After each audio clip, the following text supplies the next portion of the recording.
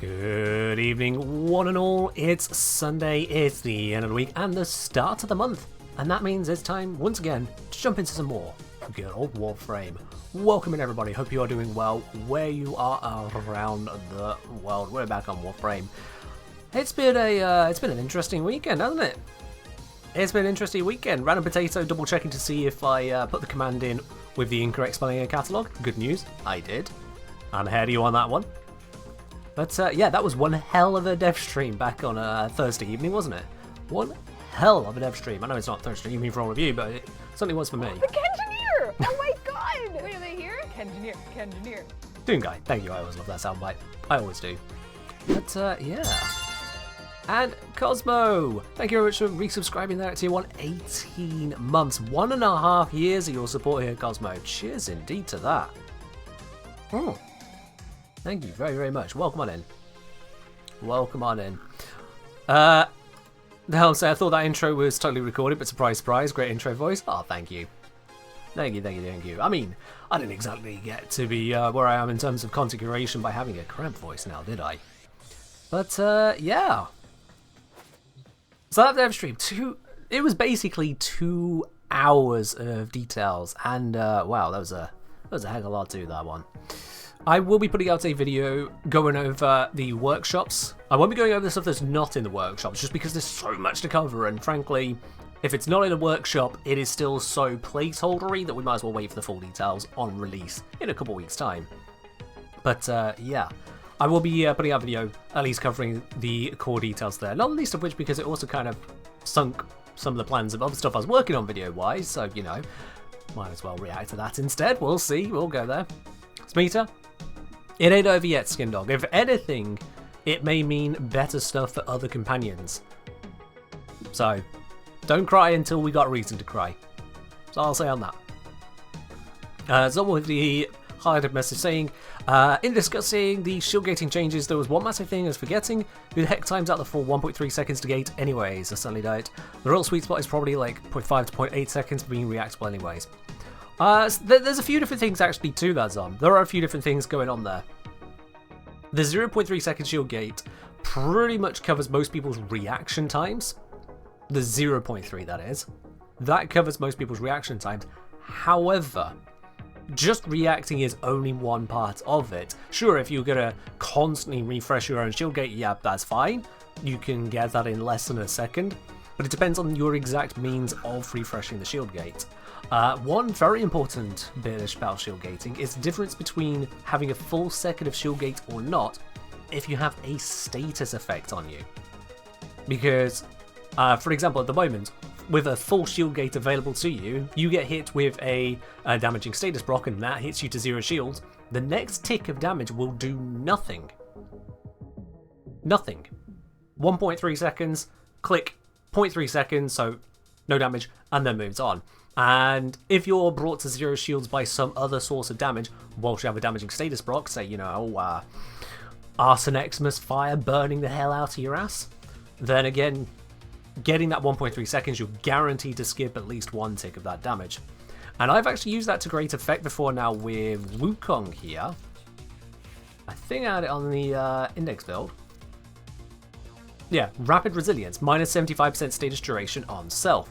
So this will take a 6-second proc down to a 1.5 second proc, and that is very important with the electric procs you can get on the index, because they hit you straight away, and then they'll hit you at the start of the next second and next and next and next.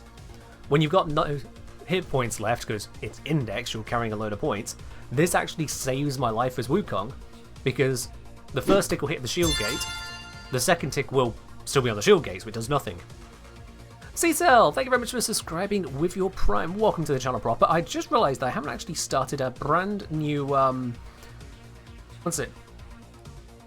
Brand new goal for the month, because we're on a new month. So let me just get rid of that one, shall we? We absolutely demolished that goal, so thank you very much to everyone who supported that one. Let's set this month's one as well now, shall we? We'll go with the same number, but I'm going to actually take it down to for the 2 people who've already subscribed today. Because I should have already done that. So it'll be 2 down, specifically to recognise the 2 already got in. I think that's only fair. There we are, there's a goal set. Also now it's a funky number. But yeah, so the Rapid Resilience mod is actually pretty cool for killing off status effects whilst it's in your shield gate. And with a potential longer shield gate, you could do that even more so, without necessarily even needing Rapid Resilience. A significant amount of damage can be blocked that way, so that's actually really cool. It does mean though that if you let your shield gate be tiny, you are at risk of not even dodging the next status proc. Or status tick, I should say.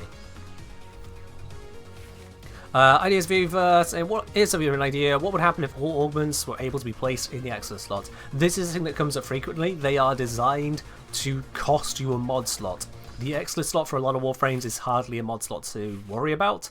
A lot of builds will just kind of throw something in there, with the exception of my reliance on preparation. I really like the preparation mod, but for a lot of Warframes, that slot ends up just being prime sure-footed, if anything. Why is there a mod missing here? There we are. I think I was testing with some status build stuff. So yeah, it's a nice idea, Ideas Fever, except for the fact that it just flies in the face of balancing and would see augments become weaker rather than more impressive. That's what would happen with that. Betty, thank you very much for the first bit of the month.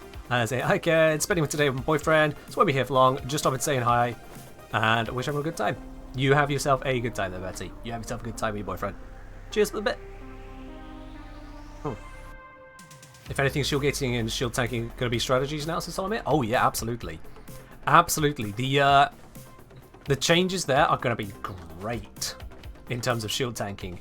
I'll give you a sneak preview of something I was working on and already tested that it works. Don't mind the unranked one. Is a circuit build. I went for this build as an approach to surviving on the circuit, using generating of shields from this, and this was working in itself, but this was working mostly through just slowing down the enemies and making them deal so little damage you don't need to worry. But the changes to the shields actually open up being able to go for a straight up shield tanking approach, which that changes up things significantly there. Yeah, I have this made shield gating more accessible. I'm not sure I understand on that, Cosmo. I'm not sure I understand on that. All the same. Right, so I had a thought regarding the finisher changes. Hunter's Bonesaw all went for the Ripcast, got a major buff. Hunter's Bonesaw went for Ripcast.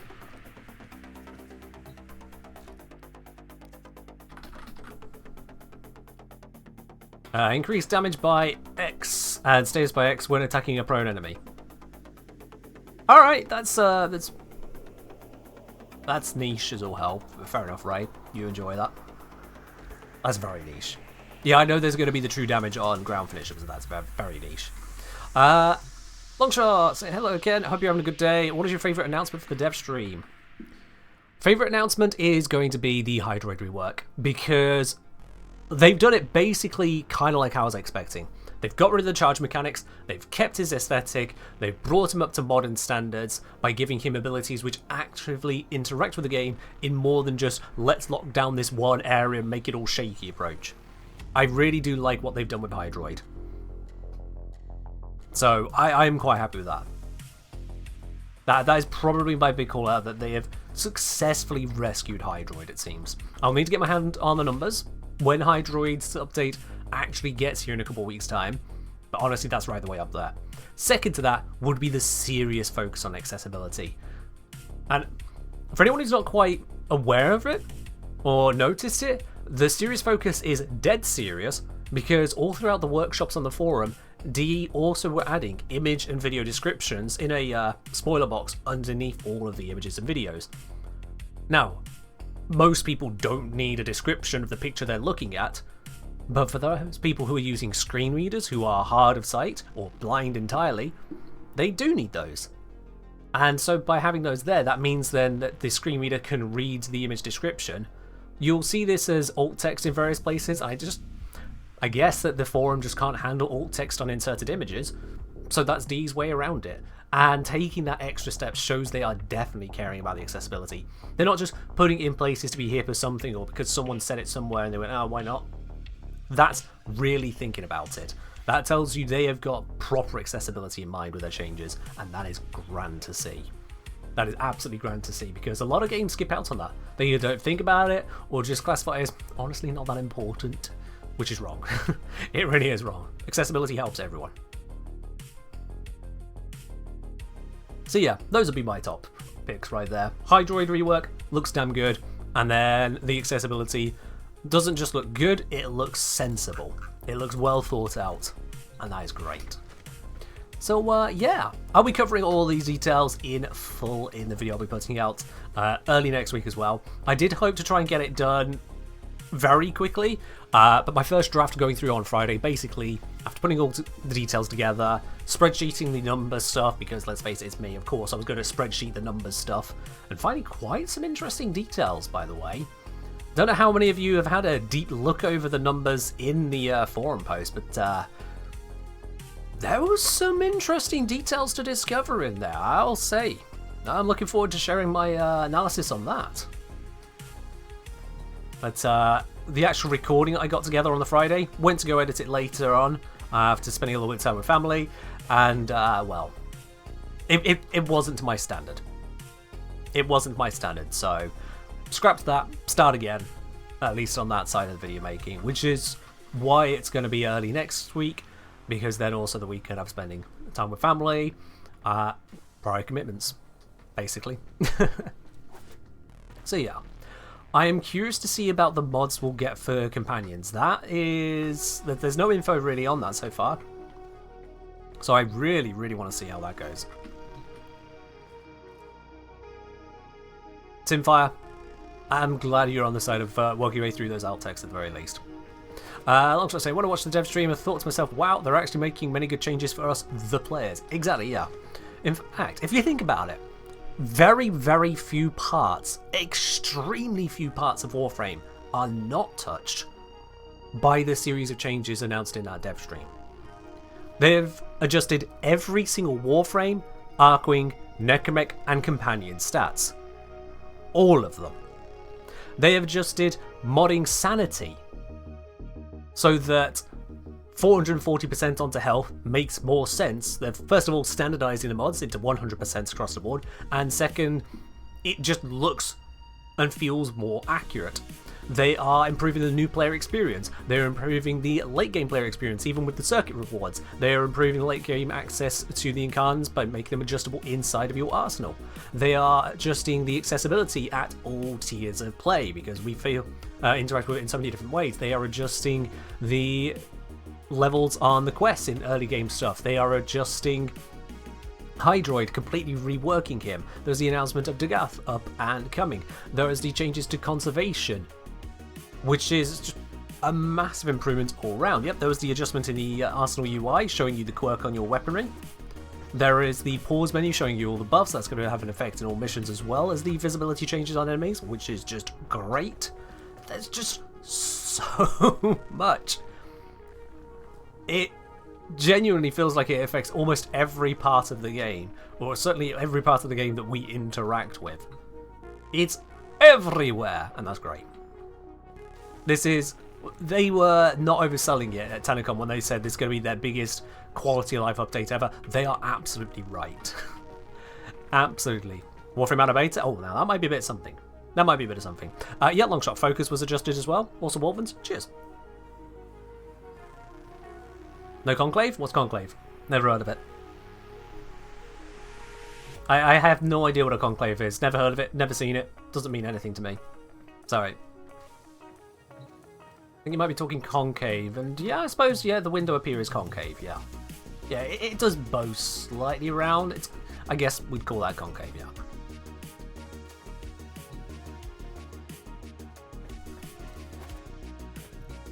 But yeah, honestly, it's great, just the sheer scale of changes we're going to be seeing. It is great. Changes to Shield and Shield Gate 2 indirectly impact into Conclave, will they? Conclave runs on very different rules, so I don't know if that's actually how it's going to work over the ratio. But yeah, with the shield gating changes, there's not just shield gating. I think there's a lot of focus on shield gating, but you have to remember that shield gating is only one aspect of the changes. We're still going to be able to shield gate the old way. In fact, the old way of shield gating, yeah, you now have to use up a mod slot for it, but that's also getting a buff because the duration is also then not going to be binary. It's still going to scale proportionally, which is actually really neat too.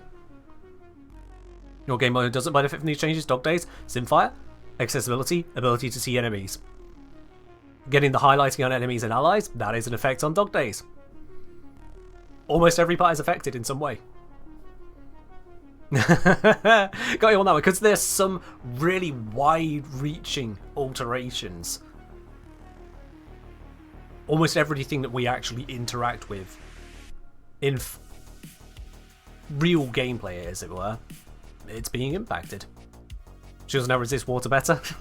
I mean, they might. Shields are getting a improvement to their damage resistance, which is a 50% effective hit point increase. And radar by default, yep, there's going to be that as well, absolutely. Puffin, do wonder if the mod that clones your pet every time you spend 100 energy will work like Voracious Metastasis does on Hildren? Because if it does, no boy, it should be surrounded by our own personal army of clones.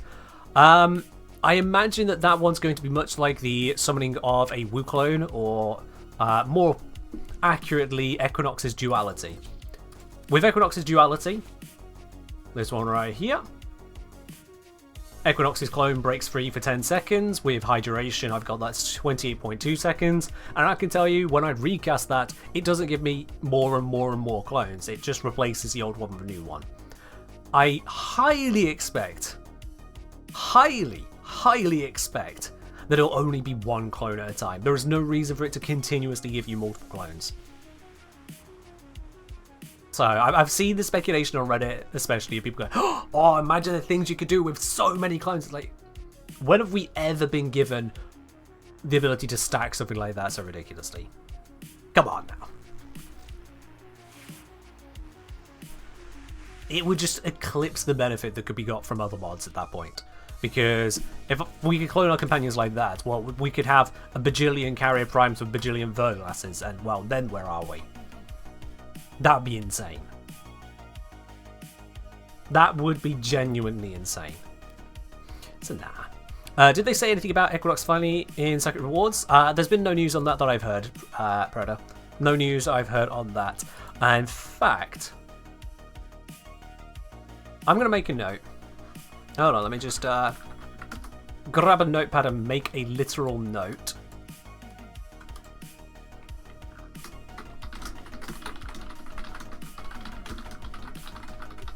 There. I've made a note to see if I can chase up any information on that. There you are. Specifically made a note for you. Tap. Sounds like the man in the wall is already responding. Okay then, thank you, Zom. Already got a response back. Information I'm getting there is Equinox will be in the circuit, Equinox will not be in the circuit. Eternalism.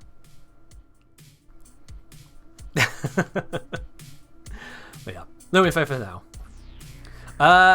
JHFA said, not gonna lie, I'm excited for radiation sorting of enemy highlighting, just so it's easy to see who got the rad proc. Will it mark allies as enemies when rad proc? That's a curious thought. I don't think it will, but it'll be interesting to see. Actually, I wonder how long they've been cooking these quality of life changes for, since they haven't really had goals in mind of it. A while. Like some of these, I know Pablo was saying, he's been sat on for a while, things he wanted to get to for years. So some of these things have literally been years in the hoping, in the planning, and it's just finding the time. And then I'm going to chalk this up to Reb. I'm seriously going to chalk this up to Reb. With her at the helm, directing literally the development of Warframe, and changing kind of how things are approached, I'm going to chalk this up to the way Reb's managing things. Setting that time aside as someone who really appreciates Warframe and Warframe's flaws, because she is such an avid player of the game, I imagine she has spearheaded making sure the time was set aside to do this kind of work. I may be incorrect on that. I don't fully know the workings of DE internally. Well, I don't know that much of it in total. But honestly, this has got Reb's signature all over it in terms of making sure the time was actually allotted. So yeah. To show him what kind of work, as in the quality of life changes we're seeing, Tiny. the sheer quality of life changes that are coming out in a couple weeks' time, the volume of them, the scope of them, the application of them, and the fact that there's only a couple changes in all of the workshops that I've looked at and gone, I don't know about that one. Only a couple, which is incredible for just such a scale of it. And even then, those couple are just relatively minor things. There's the accommodation of the old shield gating meta as a mod. That's fine, that's still there.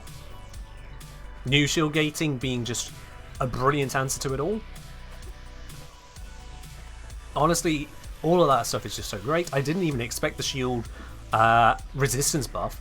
Shield resistance buff, for anyone who's just not aware of the mechanics off the top of their head or just hasn't put two and two together, basically, shields after the update are going to have 300 armor on them at all times. That's basically what 50% damage reduction is. It's the same as 300 armor. So if you look down your Warframe list, for example, Wukong here, with armor 275 at base, unless he's using his Defy ability, his shield hit points will be stronger than his health hit points. On Wukong, any Warframe with less than 350 base armor, it's not Grendel, any of them will have more effective hit points in shields than in health.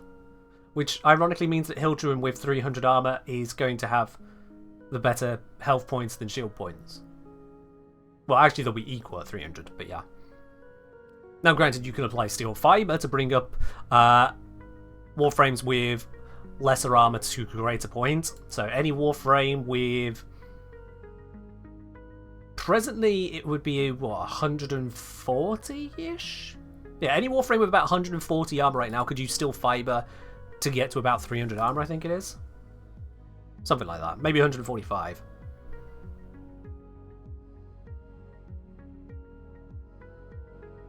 No, 140. Yeah, about 140 armor. With steel fiber, you could get to that 300. But that's a whole mod just to match what the shield effective hit points is going to be in a couple weeks' time. Whereas currently, shields have effectively the same as 100 armor. 2500 shields would be similar to 5000 Overguard? Basically, yeah. Yeah.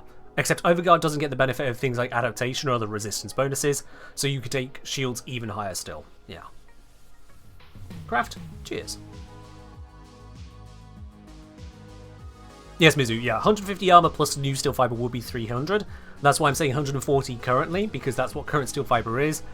New steel fiber is also coming with a slight increase in Warframe armor levels to make up for the fact that steel fiber is coming down to 100%. Just so they standardize the numbers across the board. I'm glad they updated numbers on levels. I mean, numbers are just numbers in terms of updating. What is interesting is that they've decided to give Lavos a buff. Actually, they've given a buff to every single Warframe, but Lavos especially. Lavos, Kalervo, Nidus are all getting buffs. Inarus, I don't know why, but they're deciding not to help out Inarus anywhere near as much, which is a thing. Voltswog went on his 4th ability to officially attack you move. I mean, it was already Skin Dog. Always has been, you know. Go full meme on that one. But it's now going to be 50% stronger than before, yes. Your Inarus builds ends up with 15% more effective hit points. I mean, fair enough, Melvin. Fair enough. Not exactly sure which builds you're putting together for that. It won't be Umbral, because I looked into 2 and 3 Umbrals. I looked into Vitality Steel Fiber.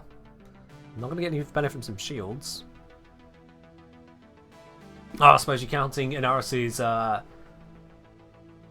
4th ability. Yeah, I didn't actually bring that up. Is it going to be affected much? It shouldn't be affected much, though, should it? No. Maybe? Hold on. Yeah, the 4th buff, yeah. Triple Umbral, 2 Carapace. Ah, okay, 2 Carapaces as well. That's a lot of tank mods, fair enough. Prime Vigor will no longer be a noob trap. Honestly, Prime Vigor is going far beyond not just being a noob trap. Prime Vigor is actually going to be a solid pickup for a lot of builds. Which is really weird to say. If you have a build with Vitality in it, Redirection less so, but if you have a build with Vitality in it, which we're going to discover I don't have here. Yeah, well, that's typical. Oh, there we are. If you have a build with Vitality in it, Prime Vigor is actually going to end up being a better pickup. So if I do that, I can then, yeah, I can fit that. So currently, Prime Vigor giving plus 220 health, plus 220 shield on compared to Vitality plus 440. So this is the same total bonus as that. So unless you were using the basic mod to bring up the worst of two base stats, and I'm not, I'm doing the better of them, at best Prime Vigor would be equal and usually worse. But now this is going to be buffed up, so it'll be the equivalent of 330, 330. And shields are going to be that much more important, which is huge. Do I have a promo code? Ray's linked you the glyph code, so if you have a look there, the bot, Ray's called on the bot for you. But yeah, if you're looking for the code for the glyph, absolutely. Got you covered. Unless they also change the other plus shield HP armor mods. How do you mean unless? Because I've gone through all the mod changes they're announcing. All of them. Which interestingly also have some buffs to shield mods. I go over it in more detail. I will be going over it in lots of detail in the video I'm putting together. But isn't Prime Vigor worse because more shields, less shield gating? Tommy Top, what do you think that means? Could you expand on what you mean by less shield gating? Bear in mind that we're talking about the update that was announced in the workshop, so if you haven't read the workshops and you haven't watched the dev stream, I mean this in the nicest way possible, you literally have no idea what you're talking about. Just saying. They're not just adding plus 110 to each of these and calling it a day, they're actually bringing this down to plus 75, plus 75, and then like a bajillion other changes. So if you've not read those, you currently have no idea what changes are coming, and fair enough if that's the case then. Welcome to the good news.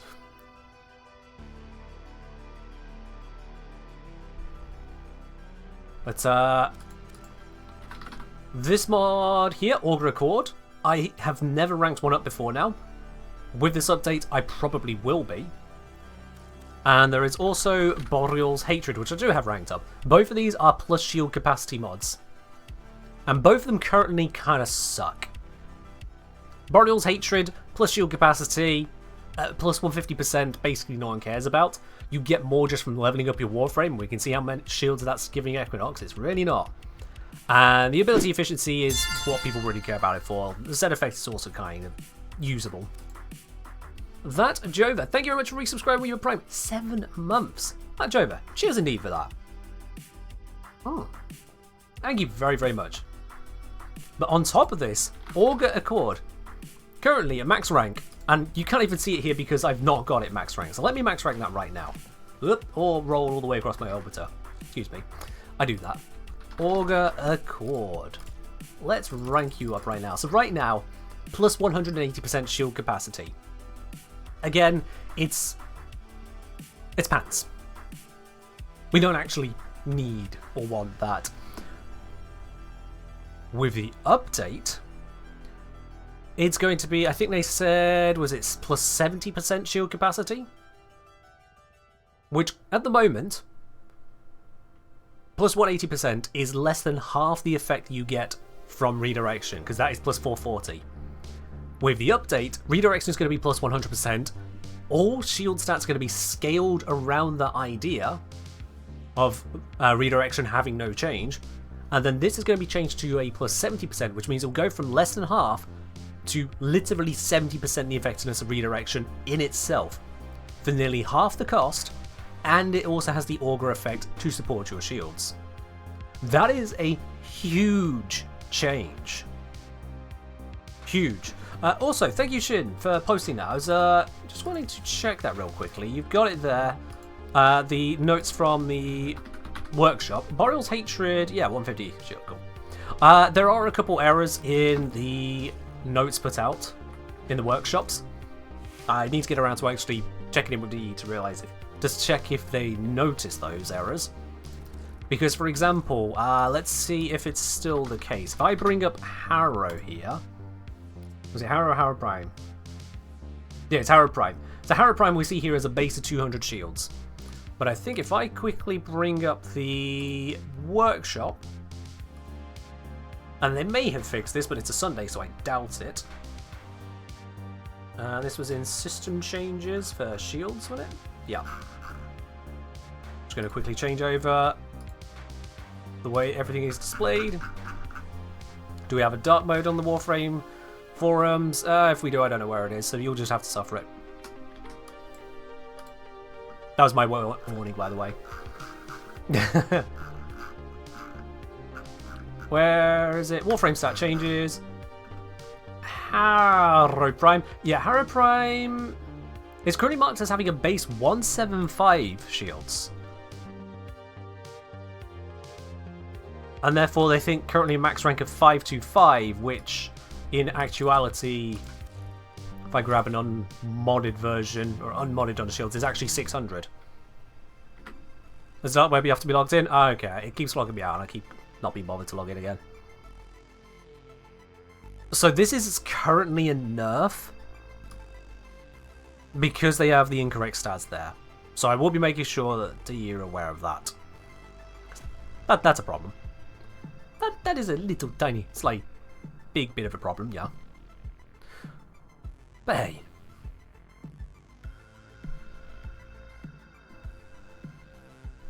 Am I explain? Okay, sorry. Okay, are you explaining the new shielding? I will be going over it fully in a video that comes out in the next couple of days, rather coherently, to help you out with that. Harrow can live with reduced shields? No, Harrow should keep the shields he's got, because otherwise Harrow Prime alone, out of all Warframes, will be nerfed. And that makes no sense. Harrow Prime doesn't need to be nerfed. How about Hildren? Oh, she's right here. In terms of effect, Hildren already has a better shield gate than everyone else. But on top of that, Hildren is now going to have a scaling shield gate when not at full shields. Whereas previously, if you were anywhere other than full shields, you just got minimum shield gate, 0.3. So Hildren is going to love those changes there. She's going to have a easier time avoiding getting double tapped. That's going to be great for her. So yeah, she likes that. One thing that is of particular note all the way through, if you have a look at the base stats and think about the implications here, even just looking at health, say look at Harrow Prime's health, go from 300 to 370. I mean, this might sound a little bit obvious, but Harrow's health has gone up by over 20% there. Harrow's armor is going up by a few points. Harrow's shields, as currently is incorrect, but Harrow's shields are still going up on top of the shield resistance improvements. Further to that, lots of Warframes which have lower base health. Look at this here. Equinox at unranked is going from, Equinox Prime is going from 125 health to 265 health. Unranked. That's over twice the health hit points before you've done anything with her. Because of the way they're changing the hit points to make them multiplicative with the hit point mods, and also bringing the hit point mods down to 100%, the base values necessarily have to be higher. So unranked frames are getting a massive boost. Look at Ember Prime here, going from 125 shields at base rank to 265, which when you account for the resistance changes as well, the EHP in shields is going from 166 at base rank to 530. 166 to 530 effective hit points in shields on a base rank Ember Prime. That's a huge increase. This doesn't affect max level players. I mean, you'll still have 50% stronger shields, but this doesn't affect max level players as much. But when you are leveling a frame for the first time, or re-leveling with a former, because that resets you to 0, your tank is going to be a lot better. On top of that, if you are not using the tank mods which these numbers are scaled against, then you will still just have a better tank than before. Ember Prime is going from 300 health at max rank without Vitality, and thus with Vitality 740, to 370 health, which with Vitality will be 740. So if you're doing anything other than using Vitality, Seal Fiber, Redirection, and Prime Flow, if you're doing anything other than those, you get more than you did before. Everything is getting buffed. Everything. I'm kind of surprised, actually.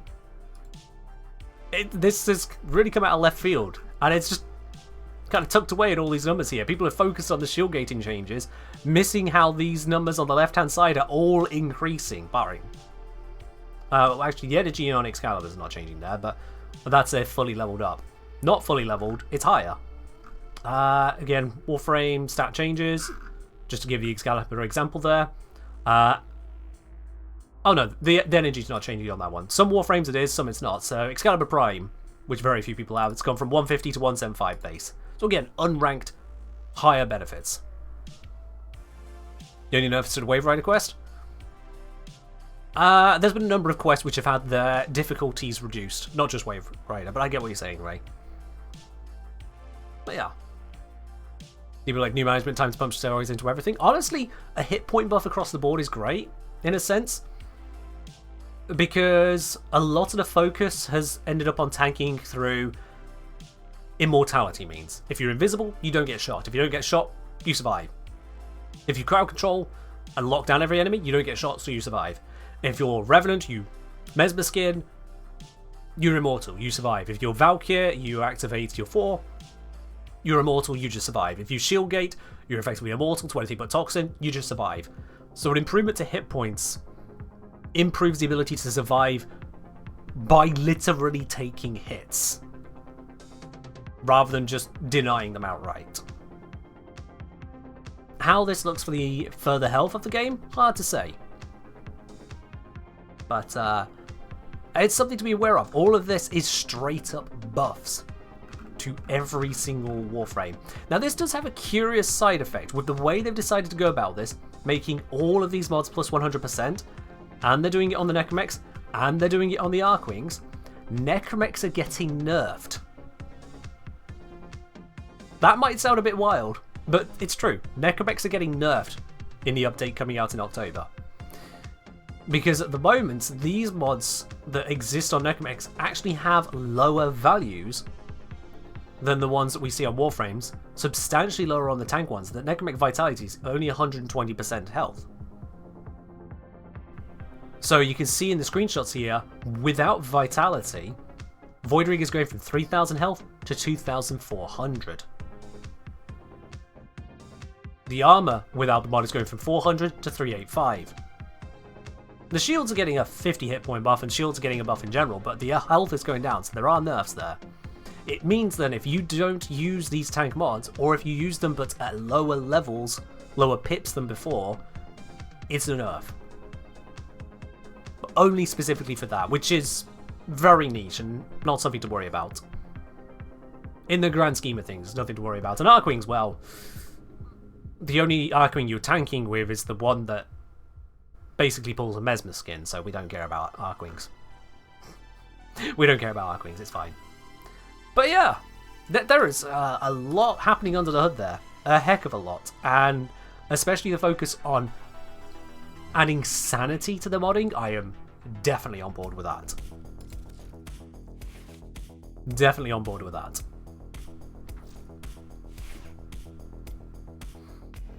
Tiny saying, Banshee used to be my favourite frame, but I can never figure out how to abuse Shield Gate to stay alive. So I haven't used it much in live level content. Oh, okay, I mean, you can use Banshee in various ways. I use Banshee in the stupidest of ways. I turn Banshee into a health tank. This is a Steel Path viable build, by the way. I just want to make that clear. This is Steel Path viable. It's a bit spicy at the start when you're spooling up Arcane Blessing, but this is Steel Path viable. This setup here. Just to prove that you can health tank in the most ridiculous of setups on Steel Path Survival solo. That was basically the why. I sat down and said, if I can health tank with Banshee, legitimately, genuinely health tank with Banshee, taking hits and healing from them, then anyone can health tank in Steel Path. Which is quite the achievement. She goes from tissue paper to aluminium foil. Actually, she goes far beyond that, because health conversion here will grant you up to 1,350 armor and keep you there so long as you're picking up regular health orbs. Oh, look at that! I have Pool of Life, granting me regular health orbs from enemies affected by Well of Life, which I have subsumed from Trinity. Turns out that the healing frame didn't need to be there after all. We could just subsume it onto Banshee and job done. So now we've got health orbs coming in, which is giving us a load of armor. But what about our 300 health? Oh, look! Arcane Blessing on health pickup plus 24 max health stacks up to 50 times. 1,200 health added into our 300 health here. We got 1,500 health. Now we got the 1,350 armor added onto here, so we got 125 there. 125 plus 1,350 is 1,475. I'm speaking very quickly just to get this out there as quickly as possible. Which gives us a damage resistance just from the armor of 83%. And then we've got adaptation, and then we've got silence to make sure we haven't got nasty abilities coming our ways. And oh, look at that, all of a sudden we have a tank which is actually kind of Lavos level. Actually kind of Lavos level tank on Banshee. That's an achievement. Personally, I think that's an achievement. Also, we have a slight little bit of shield restoration here through the single org mod. You could put some more on your secondaries if you're not really using them, which means, yeah, it's a health tank. Now, it is spicy. It is spicy. It works best when you are using a strong enough weapon to get started with everything, because to get started, you need to target an enemy, damage the hell out of that enemy, end this ability on them so that they drop the orbs, and repeat that quickly enough to scale up Arcane Blessing and health conversion before all the other enemies in the mission just turn you into a steaming puddle of failure. Oh yes, and World of Light provides stasis immunity in the area now, so that's nice to have.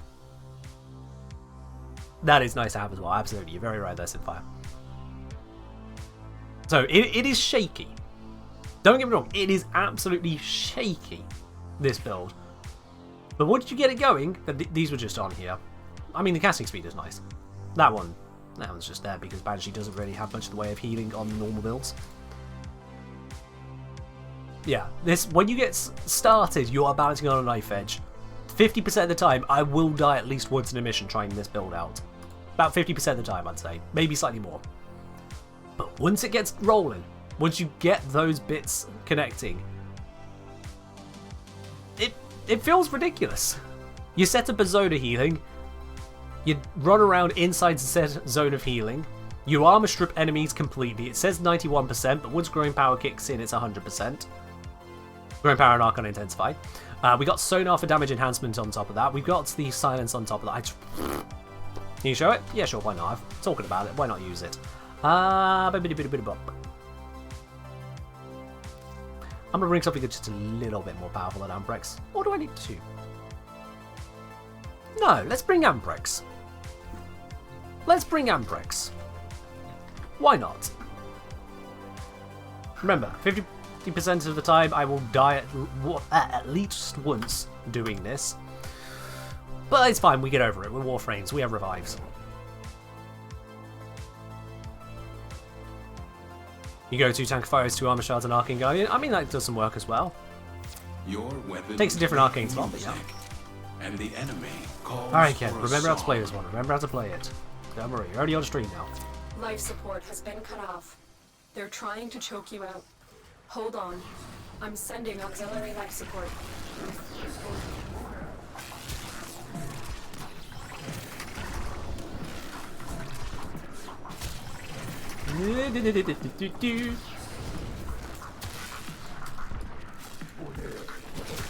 I've actually run out of energy. Wrong button, that button. Hi, yes, I know I wanted energy. Where did the guy I tapped with my wand go? Shit. I've done it wrong. I need energy. Oh, wait. Hotkeys, they exist. Yeah, I told you. I told you. Spicy to get started. Right, you. Thank you. There we go. Right then.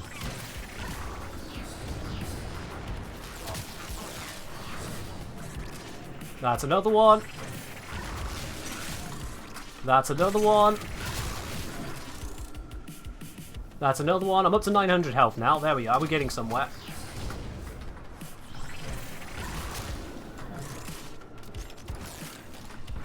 Oh. That guy's a little bit more resilient. There we go. Crowd control a bunch of them.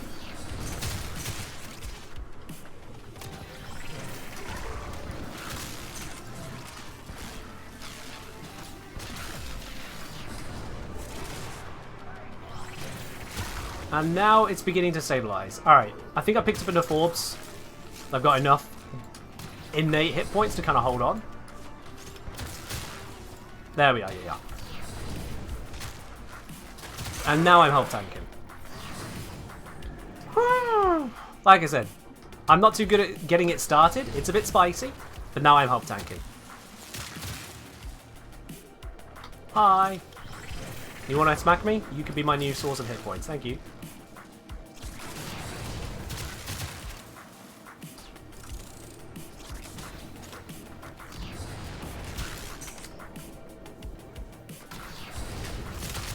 It's the hit points, the immunity from status. Also, fun fact, you kind of move them around. Oh, he died.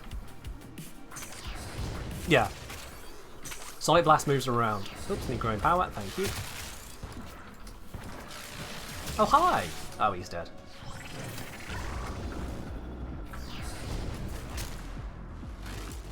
I mean, it's a build. Banshee Meta incoming? Doubt, but it's a build. Let's silence the area. You are my new source of hit points. Thank you very much.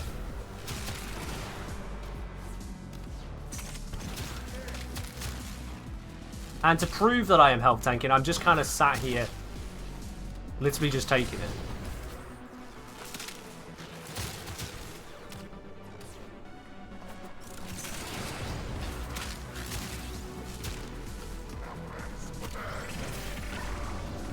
Like, you can't say I'm not health tanking when you can see my health actively go down and back up again.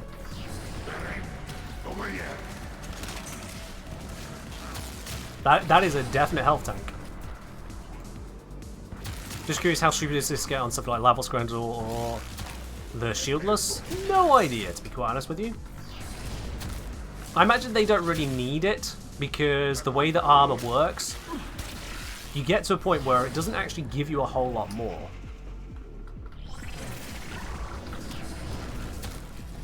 Like, going from 100 to 1500 armor is huge.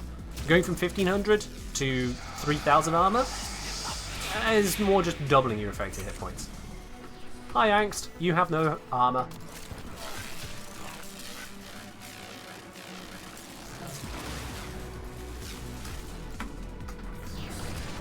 Will that hit you? Probably not. I need a new source of healing, thank you. And I'm using the Empress this entire time, by the way. Not exactly a bad weapon, but it's very far from meta. For just solo survival. With Banshee.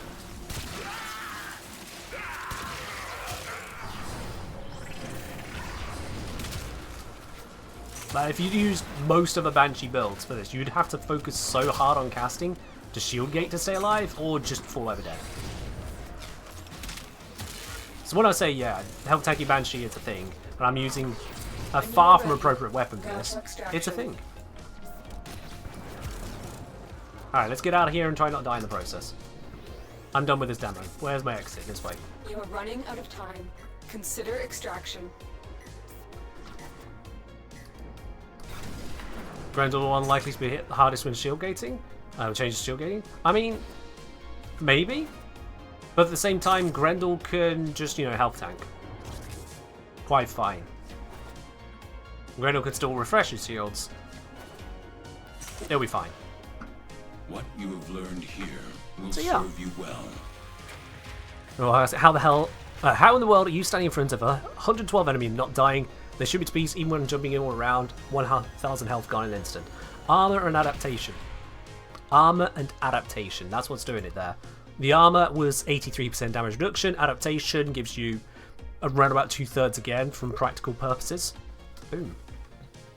Yes, Grendel's Nourish does heal him, yeah. So, yeah. Health Tank Banshee. Like I said, very spicy to get going. You have to not screw up. I screwed up. But then it tanks. And that was using a Mastery 10 non-Incarnate, non-Kuva, non-special weapon. And I think I actually had that modded for... Yeah, I had that modded with Hunter Munitions as well. Yeah, I had a Ribbon as well, but I was modded for Hunter Munitions, which, considering I was armor stripping, that's the wrong mod to have. Still worked. So, yeah. You can do it. Yeah, so Grendel, with the changes upcoming, Grendel's going to have how many shields? Warframe stat changes. Grendel is going to have, at max rank, 95 shields. Also, interestingly, he's going to have those same shields at rank 0 as well, is what they put in here. I don't know if that's correct or not, but that's what they put down.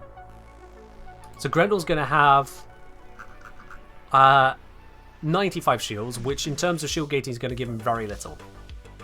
Very, very little. But there's the mod you can use to focus on shield gating. If anything, using the mod on him gives him a longer shield gate with catalyzing shields because he's got less than 300 shields. It'll instead force his shield gate up by dropping his shields down in the process. It's a weird one. Show of Grendel Prime stats as well, recall it having 95 shields. That makes sense. There's no reason to buff the shields on Grendel Prime. If anything, if they expect him to be used with the Catalyzing Shields mod, a buff to his shields would just be a nerf, actually. They are. So I'm saying the biggest downside of these changes is that numbers are very ugly. That is true, Zom. That is true. And I get that they intended to keep stats the same, rather than allow for there to be major buffs or worse, debuffs all over the place. But I do agree, it's kind of sad to see we'll have such ugly numbers across the place. It will seem rather chaotic and random to newer players, yeah. Actually to us as well. We know where it's coming from, but it still comes across rather chaotic and random.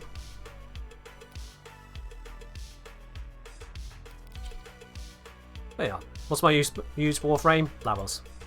Absolutely, no doubt about it. It is a very minor problem, Tom, but it's one of those things.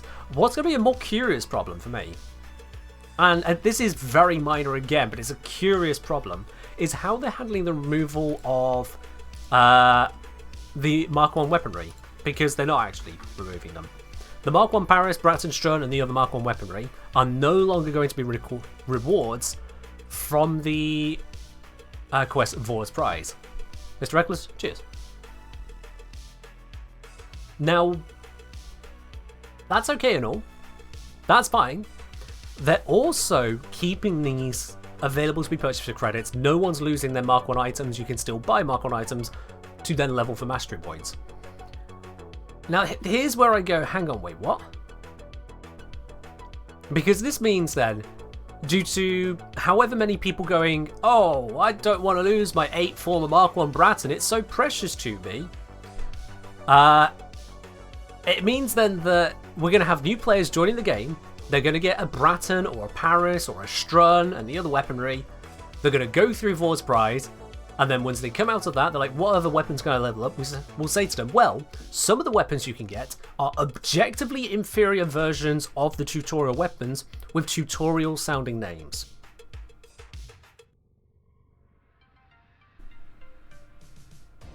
That just seems weird. You're a brand new player, you go through the tutorial, you get your tutorial weapons, now go get the worst ones.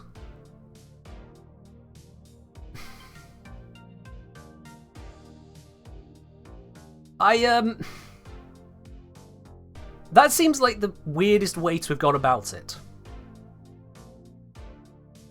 And when I think about that, I then wonder, so hang on, why did we need to take the Mark 1 weaponry away from the tutorial? Why? Now I really think about it.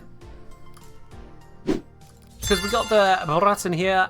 One Baby second. shark, do baby shark.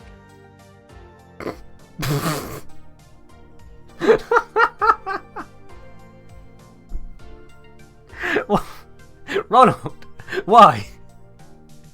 Why? Okay, thank you very much for resubscribing to Prime at 10 months there, Ronald. That was a very interesting choice of a resub message. Cheers. You have Baby Shark as your Manticore theme? I mean, Darkwings. So what you're saying is, you recognise this.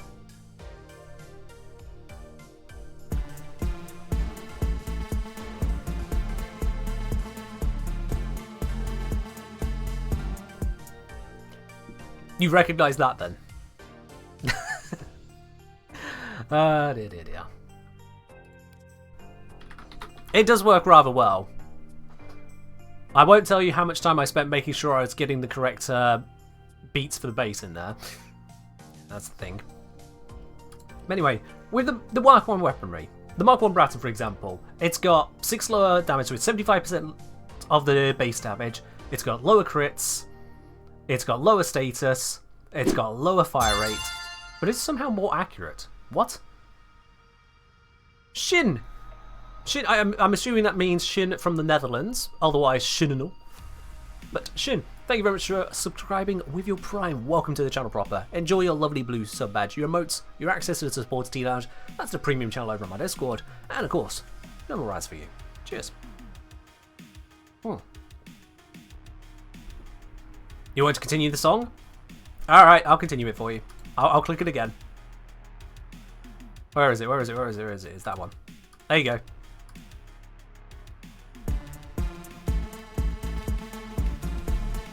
See, I don't know why this has more magazine and more accuracy. And more slash for that matter. That is...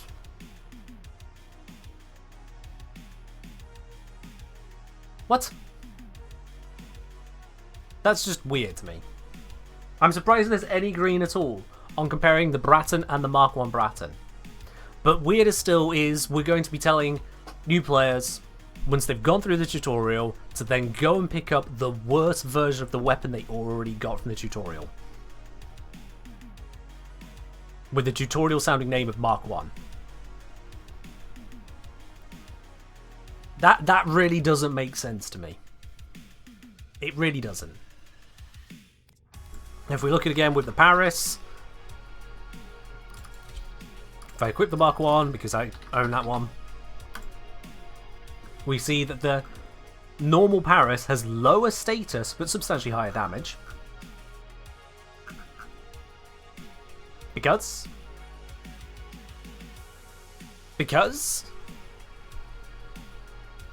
it's just odd to me. Yeah. I want to say, the last few months when I resub, I've been using the bot to mimic one of your channel point things, running out of options. Oh well, fair do, Ronald.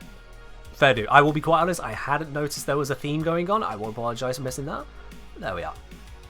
Right, so I suspect they may be repurposed into Warframe 1999, just suspicion.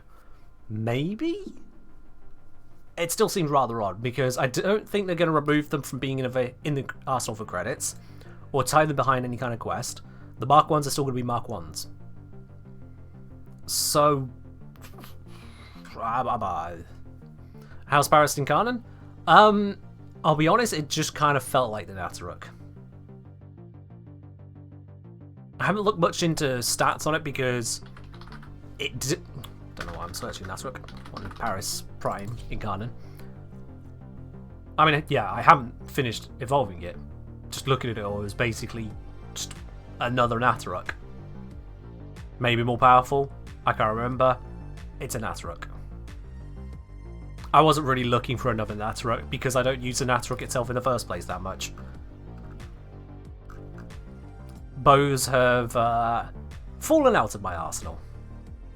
Bows are great for targeted, methodical stealth gameplay, and if I'm going to do that, I end up just using something like the Rubico, to be honest with you. And the bows we get, the Nataruk style bow isn't even that. Well, it isn't stealthy, so yeah. Yeah. Yes, flawed mods are getting removed, and that is fine.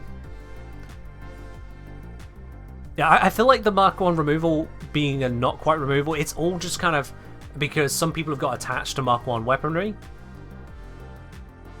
I don't see that Mark 1 is that confusing to players.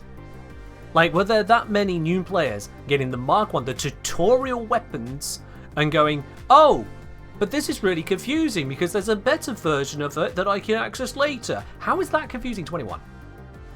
Flawed mods, yeah, I'm fine with that going away, because flawed mods were asking players to invest into things which they really don't need to invest into.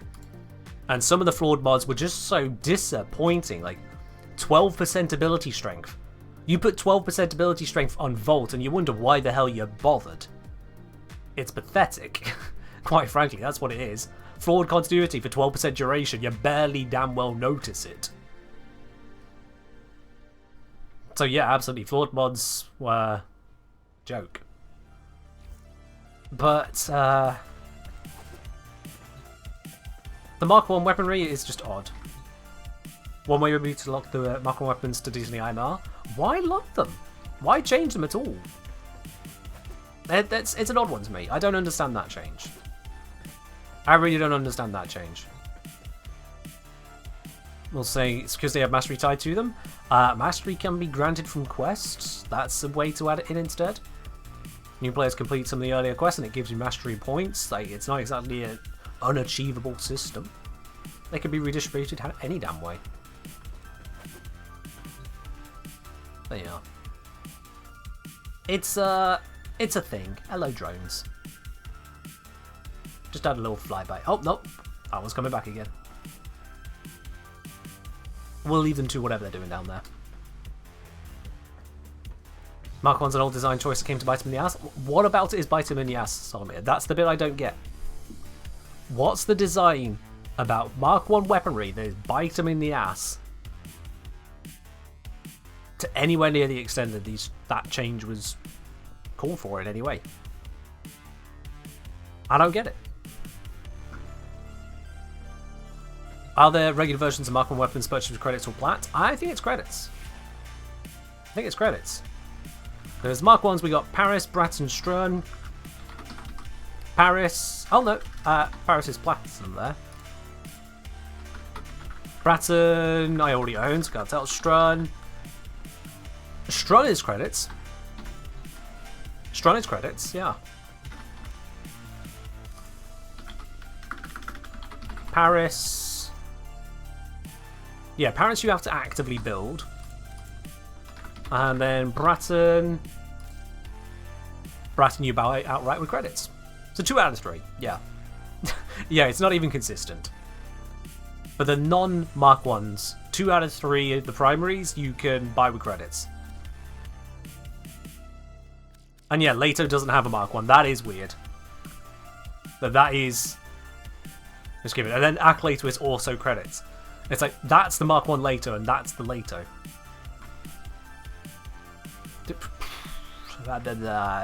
It's weird. Strun's MR locked to 2. Wait, are they going to give... No, it's MR1. But even then, it's got a mastery rank. Is that the same for the others? Bratton... No. That's MR0. Paris. MR0... Oh yeah, MR3.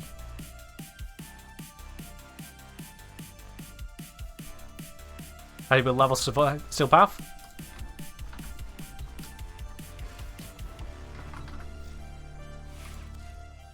There you go. This is not a non-issue, you don't see the point in discussing it. I'm discussing the changes because they're making changes. If they make changes, those changes are worth discussion because the act of making a change means that at some point, somewhere, somehow, DE decided that there was an issue that needed to be addressed. You don't spend time making changes for nothing. And when we don't see what the issue is, when we don't understand the change, that's when you ask questions to learn about the change. To learn about what's going on at DE. If you don't understand the why of something, it is always fine to try and look out and see if you can find what the why is. That's why. I mean, if you think it's that much of a non-issue. That's fine. Cool. Strun also isn't a choice. Oh, it's the Mark 1 is, right? Hello? Wait, okay, that was a lag. The Mark 1s are going to be are all the options, right? Alright. In Vor's price? Okay, hold on. What are the options in Vor's price? Vor's price, Warframe. What weapons can you pick up? What do you get offered to you? Let me check here.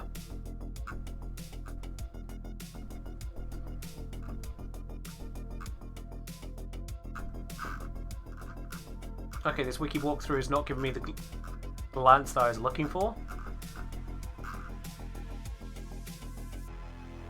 Is it in Awakening? Okay.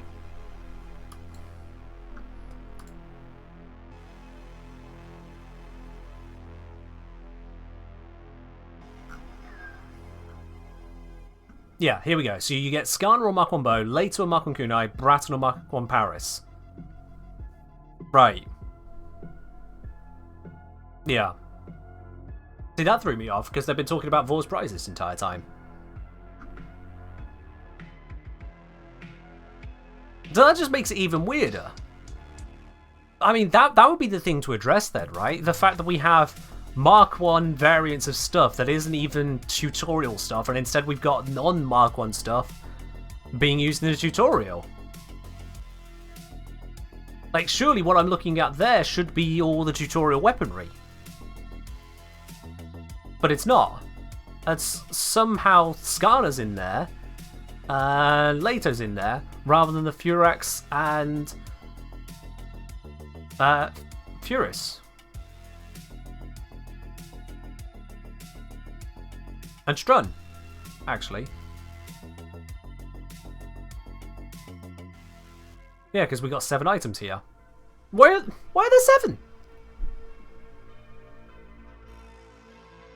Picking up later in Skarner is better because the others are cheaper. I mean, if you want to min-max it, Chalk, but that doesn't really make much of a difference from a logic standpoint of why they were there in the first place.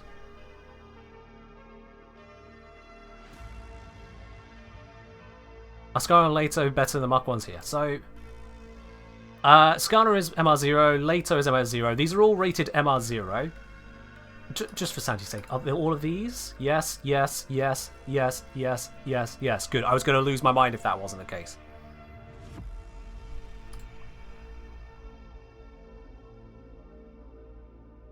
Am I late? 120 damage to 90 damage. Obviously, his modifiers come into play. Attack speed. This one's bow is faster than Skarner. Go figure.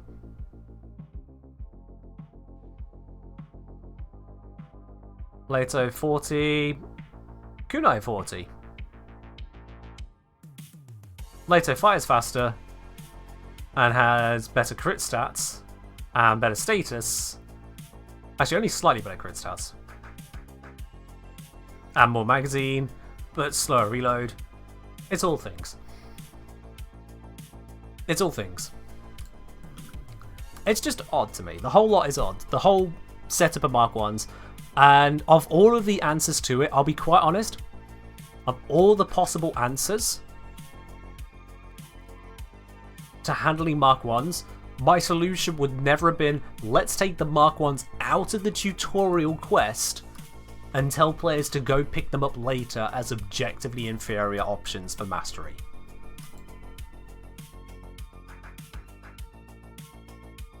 Just from a sensibility standpoint, because new players are not going to come in thinking about mastery. That's something they have to learn. But they will come in with an understanding that tutorial gear should be weaker than all the other gear you then unlock. That's how it works. In basically every game ever. With minor meta exceptions, early stuff is not better than stuff you pick up later, because that's just dumb. And then we have this, and that's just weird. Yeah.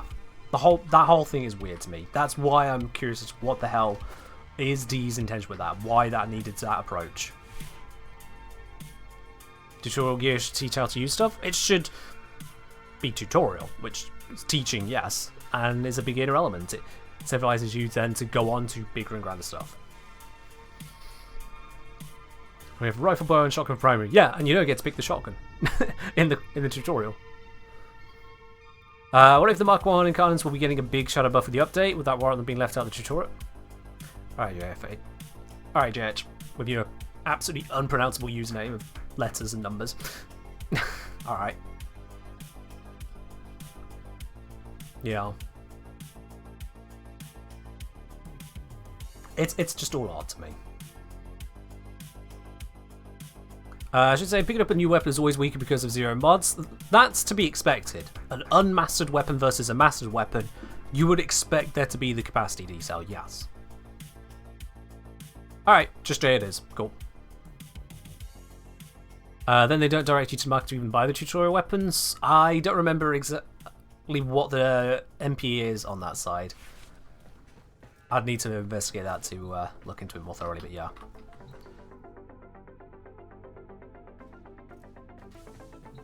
Yeah, like, imagine if during the quest you picked up your selection of 3 Mark 1 weapons, and then at the end, you just got given the other Mark 1s. That would solve the whole, oh, but there's more Mark 1s than there are options they want to give you at the first bit. I mean, hell, there could be 7 options. There are 7 Mark 1s. Put 3 of them in front of you rather than 2 for the primary slots. Who cares? You're picking bow, shotgun, rifle. New players aren't going to go, oh god, but there's 3 options there and only 2 on the others. That's horrible. New players will go, ooh, more choice. Ooh, shotgun. That's what new players will do. And then once you're out of that, just give them all of them. Why not? Or give them a mini quest. Purchase the others. That's the quest. Purchase them. It's just automatically a quest. It activates. You know, oh, okay, I can get more of these. Oh, I can get other weapons. Oh, learning, development, boom. Hissy asking, since they're giving more powerful weapons at the start, are they going to buff enemies in the earlier levels? There's no point. Enemies in the earlier levels are a cakewalk anyway. I remember when we were starting this game way back, when I got those Mark 1 weapons and I was just kind of touching enemies slightly and they died. Like, oh. Huh, that was... Huh? And it just kept on happening for like the first 15, 20 missions at least. When's it going to get hard? It was kind of wild. Kind of wild in that respect. So yeah, they don't need to buff enemies. In fact, buffing the enemies would be detrimental because of the fact that already nerfing enemies in certain locations like the, what's it? Well, specifically the Vox Solaris quest, because they realised, actually it jumped ahead too quickly there then. So yeah.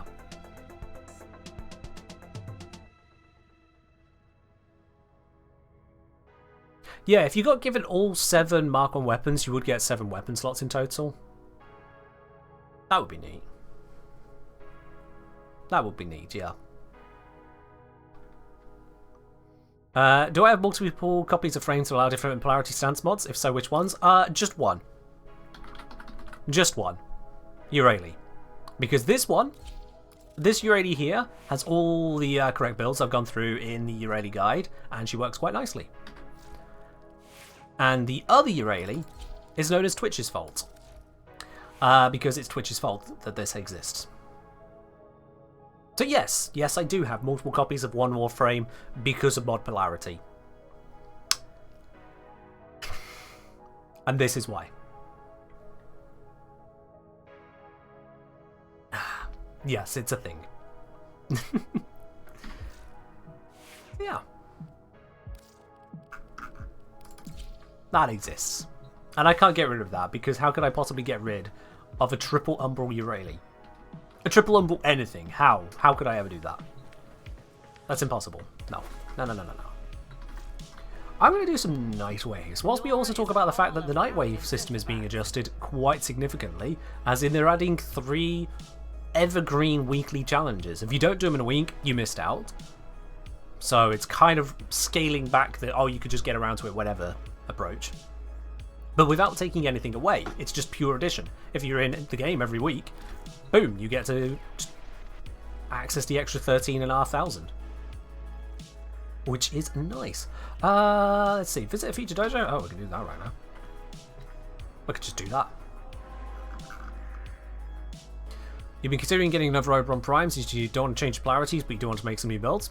Get another then. Why not? Nothing stops you. I'm just clicking a random one and using that for the Nightwave.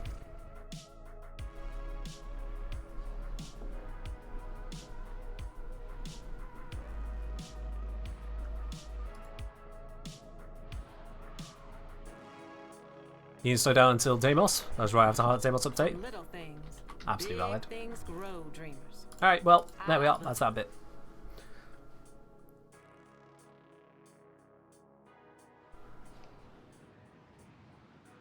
Yeah, with Nightwave, they're removing a whole bunch of challenges. They're making a lot of them easier. And they're changing some of them from daily to weekly to make them more accessible, and then adding in some Duviri challenges. That's cool overall. There are a couple ones I'm kind of surprised they're removing. Lockie, cheers. Cheers. There are a couple that I'm surprised they're removing. Let me just grab the Linkarinos for this one. Was it in system changes? Might have been.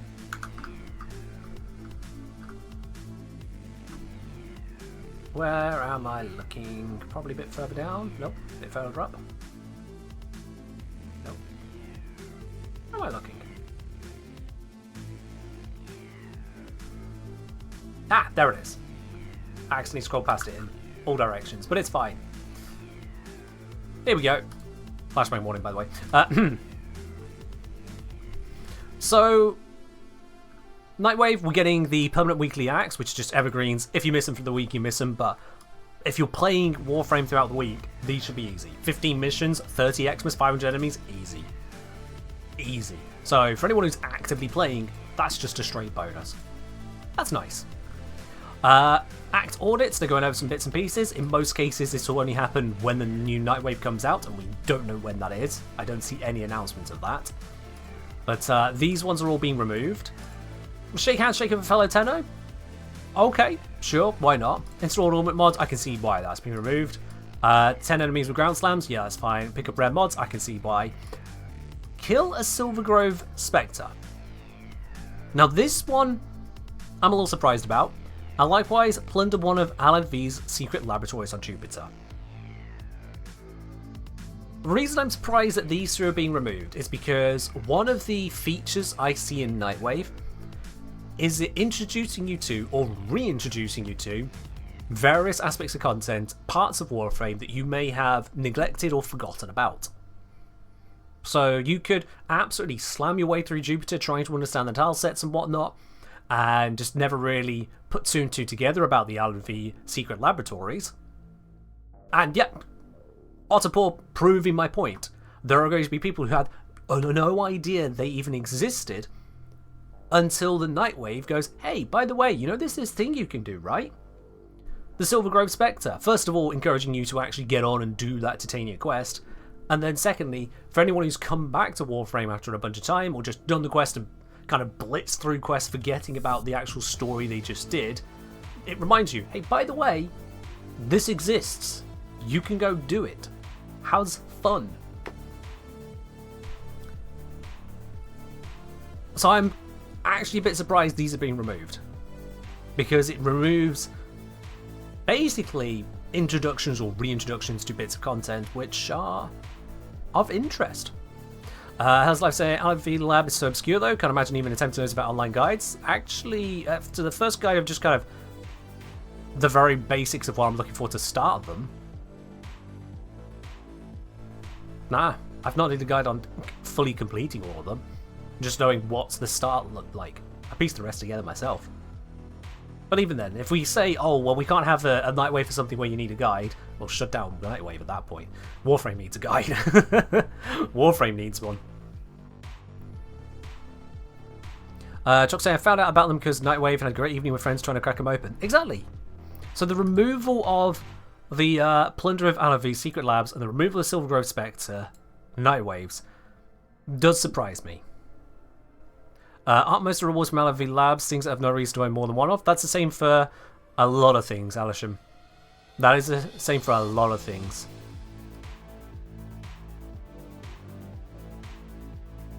So, sure. That doesn't mean take away entirely.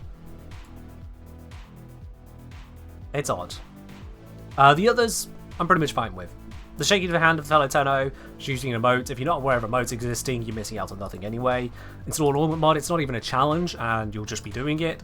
Kill 10 enemies with ground slams. You don't need to be told that ground slams exist, it's kind of obvious.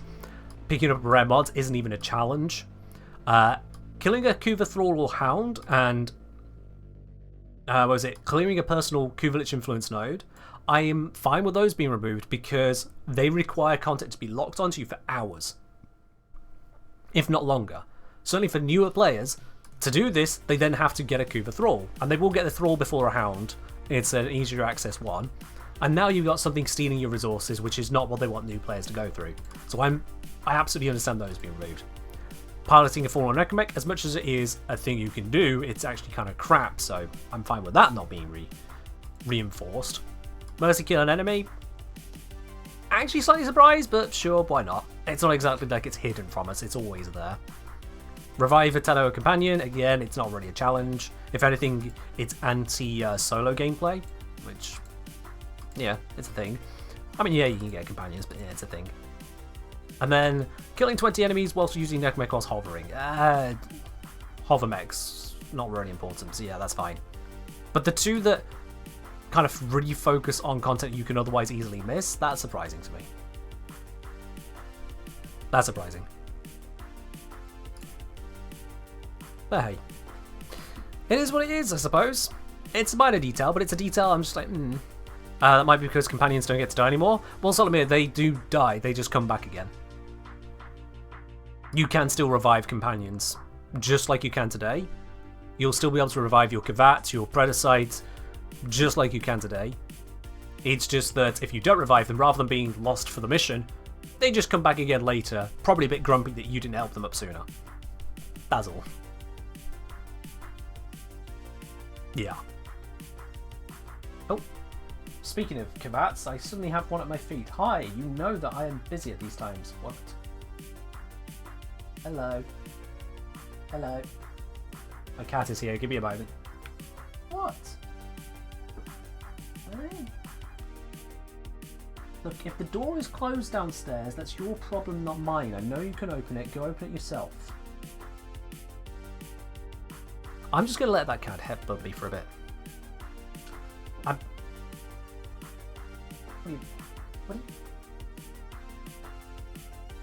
Don't look at me like that. I know you know how to open the door. I'd never go down at this time. Alright, now she's just going to lick herself. Yeah, fair enough. Okay, you want to see the kitty? You're not allowed to see the kitty. She's licking herself, and Twitch will probably disapprove of the angles we would get.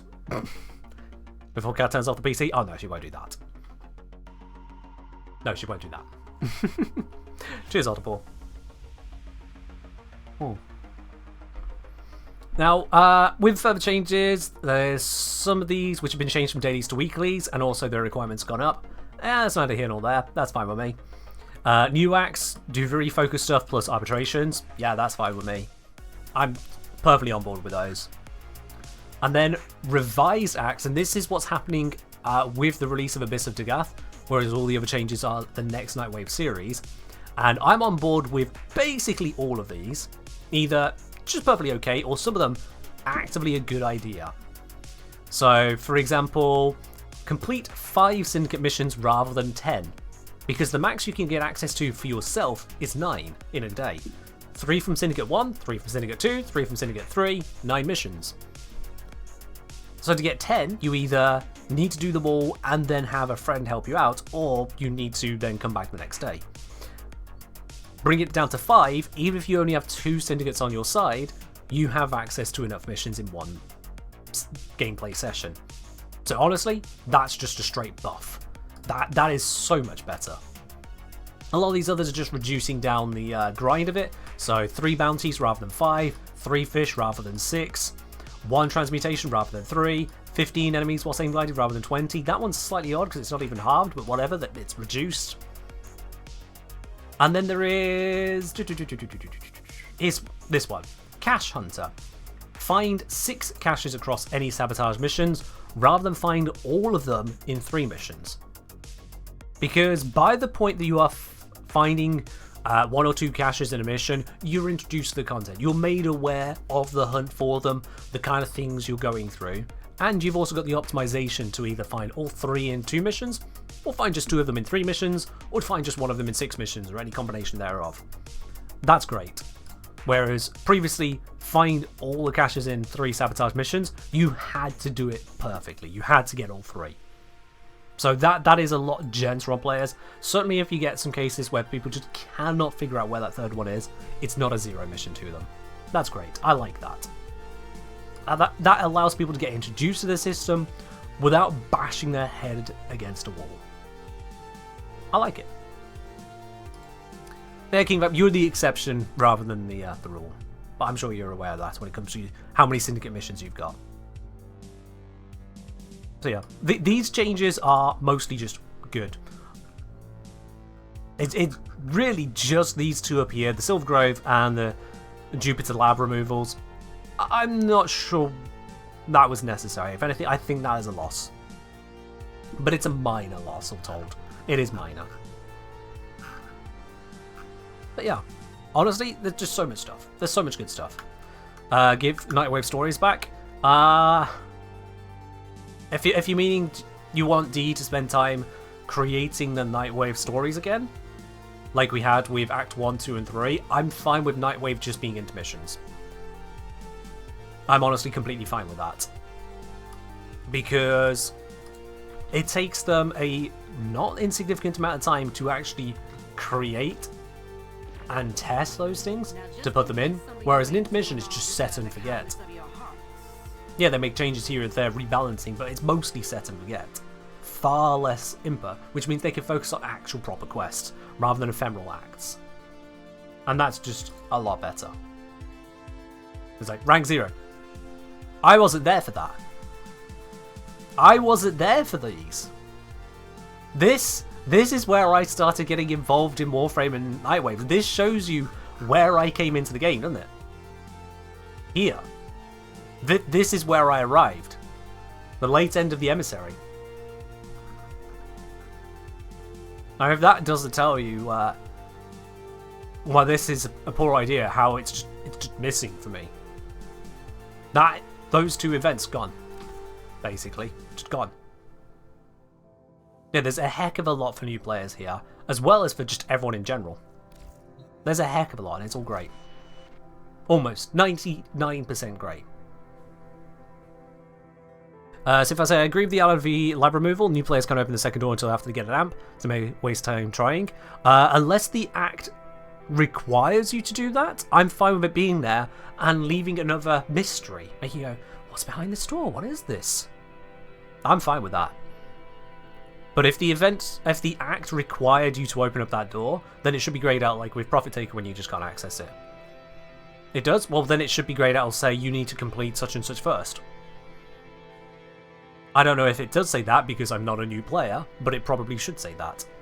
Just like other acts will specifically say you can't do this yet, if it's like there's a steel path one.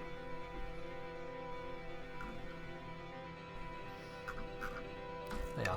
I'm absolutely fine with Nightwave just being a no-cost battle pass. That's fine with me. I am absolutely fine with that.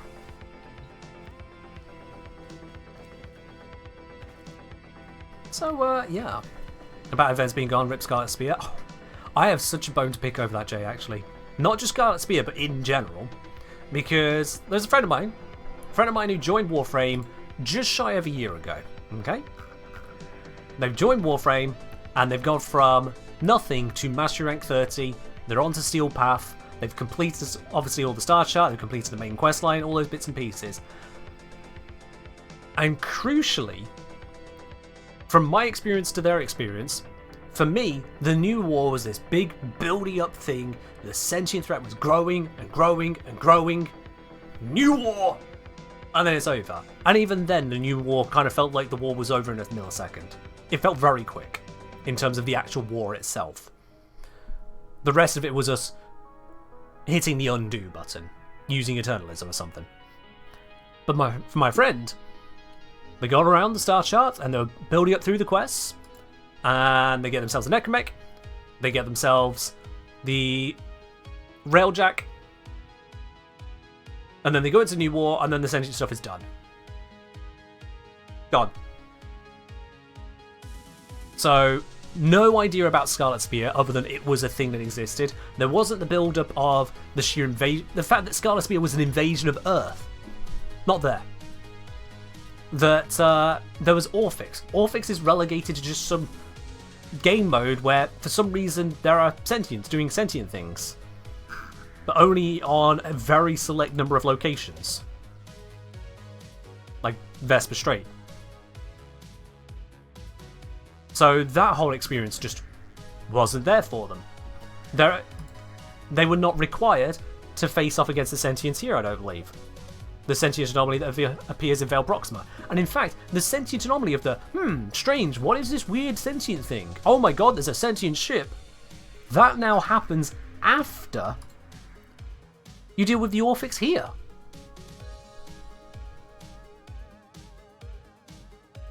The story is all over the place. For him, there was basically, hey, look, there are sentients. They might be doing something. There's this mode called Orphix where we fight sentients. Something doing an attack on a corpus ship or something. New War, and now they're done. It's just very quick, with none of the actual war. Scarlet Spear and Orphix Venom were basically the war. We had the quests in the prelude to it, we had the appearance of the sentients on Lua and in Railjack, and then there was the war events, and they're gone. And for players who played through it, and for DE who have developed through time as well, we've had the experiences of the war over timescales. Yeah, actually, that's a valid point. Actually, you're saying I do wonder what a new war would have looked like had the pandemic never happened. That is a valid point, yeah. At the end of the day, pandemic has left its scar in a lot of places. There's no getting around that, yeah. There's no getting around that. Yeah, Solomon, yeah. And this is just the example I can draw upon. For me, yeah, the whole TubeMed thing, the Alan V storylines, all of those events happened before me. All of those events were completely before I got here. I got none of that. The whole reason why the Grenadier and the Corpus are at each other's throats all the time, that event, nope, I wasn't here for that. Not a damn peep of that. I remember being informed that Acolyte mods don't go on to Exalted Melees, and I was like, what the hell's an Acolyte mod? And then I'm just given a list of Acolyte mods, and I'm just like, okay, why are they called Acolyte mods? They don't say Acolyte, they're not like... Because I was expecting something like Acolyte Blade and Acolyte Rush, but instead I'm just giving Blood Rush and Weeping Wounds. I'm like, what? They don't say Acolyte. What makes these Acolyte mods? Oh, there are creatures called Acolytes which only exist randomly and drop these mods, and now they don't even do that. But they're still Acolyte mods. There is a lot of history to Warframe which is missing from Warframe because they were events rather than quests. And I do think that is, at times, certainly because of the sheer story implications of those events, a mistake. Yeah. I do think those are a mistake. But that's basically why I'm happy for Nightwave to not be story-based. Yes, thank you, Zom, actually, for bringing my thought back there. You caught me just as I was beginning to look for, how did I get here? Thank you, Zom. Yeah. That's why I'm happy for Nightwave to remain intermissions. I'll be honest, I was one of the people who did initially mock it, switching to intermission, intermission, intermission, intermission, intermission, intermission. I'm actually happy for that change. With Dee's own explanation of them focusing on the content of the game, rather than spending that time trying to fill in these slots. I'm happy with that.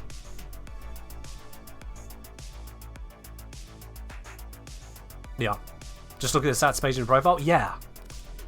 That's a very good point, actually, yeah. How Look at all of those zeros. Look. Okay, that's Lunaro and Conclave. No one cares about that. But look at all of these zeros. Fomorian Sabotage, Arid Fear, Gradivus Grenade, Gradivus Corpus, Cicero Crisis, Tethra's Doom, Spectre. I'll be honest, these have been here in front of me the entire time I played Warframe. And you know what? This might come across a bit odd for someone as detail-oriented as me. I've always looked, just glanced across these numbers, seen all these zeros, been aware of the fact that I've just missed stuff in the past, and just ignored it. I have literally no idea what these 2, 3, 4, 5, 6, 7, false 8, 9 things are. Rathum, Caleb makes that pretty clear. Pacifism Defect, I have an idea about. Ambulance Reborn, I have an idea about. Hostile Mergers, nope, we lost me again. And then I've got these two. I don't even... Why have I got Eyes of Blight? What is Eyes of Blight that I have something in the middle here? Because that is a lot of zeros. And God even know what these two are. And then I have a 9 million. Just slap bang in the middle of it. Eyes of Blight is a Fomorian Sabotage? Oh, is that so just the Fomorian Sabotage comes back and that's what it is? Is that what it is? Otherwise, I have no idea what this is. I just... And this is at the forefront of your profile. It takes precedence over literally everything else. All of it. My best Happy's ever score is 7. That actually sounds really bad. Now I think about it. That's really bad. Hostile Merge is a disruption introduction. Oh, right, the first time, because I was there for disruption becoming main mission nodes. But yeah, people were talking about it being a thing before. I was like, what? It's only been... Yeah. Now you brought that back to my memory, yeah. Yeah. Honestly, these operation scores shouldn't show if they're zeros. Because it's, if anything, it's just showing. Look at all this stuff you missed. This, for someone with 2,000 hours in the game, this is a lot of zeros. Yeah, that is, So again, good reason for not having more ephemeral Nightwave acts. Quests which stay in the game, so the storyline stays intact for everyone, much better. Okay, good. Sorry, yeah, I've done the typical millennial thing again, haven't I? I've arrived late to the scene, I didn't get into physics, I didn't learn to build a time machine to travel back in time to then be able to experience these events as they happen and also buy a house. My bad. Why is Operation Plague Star not on there? I guess because it keeps coming back. Will be my one and only guess on that one. Yeah. It just keeps coming back.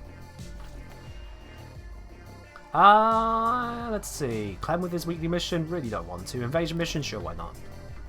I can invade.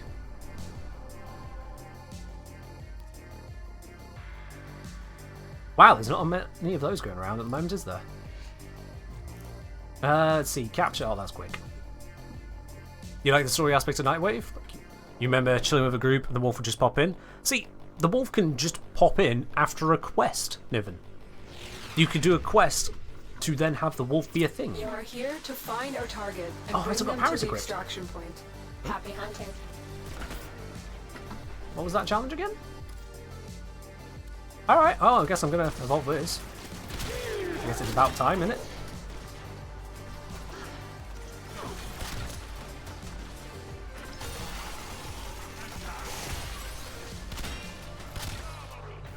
But, got him.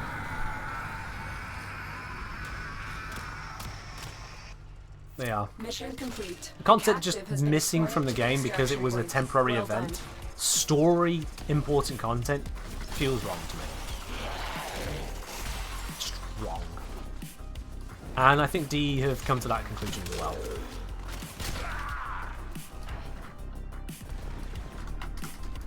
Like, the biggest event most recently was the whole release of Calevo, and then the event was just a guaranteed way to have Lone Story and Kalervo.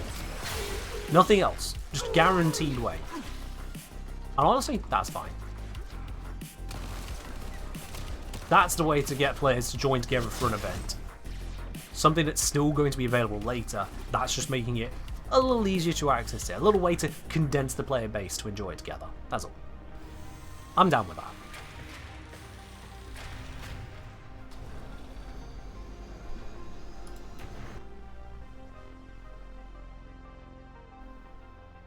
Oh, Photo Simfire. Sounds like a bug that needs reporting.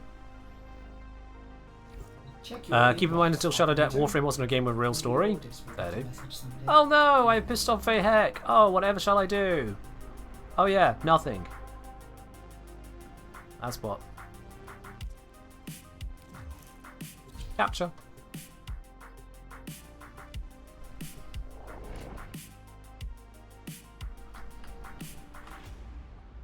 Nah. I'm happy that we are here to find our target and bring them to the extraction point. Happy hunting. A battle pass only at this point.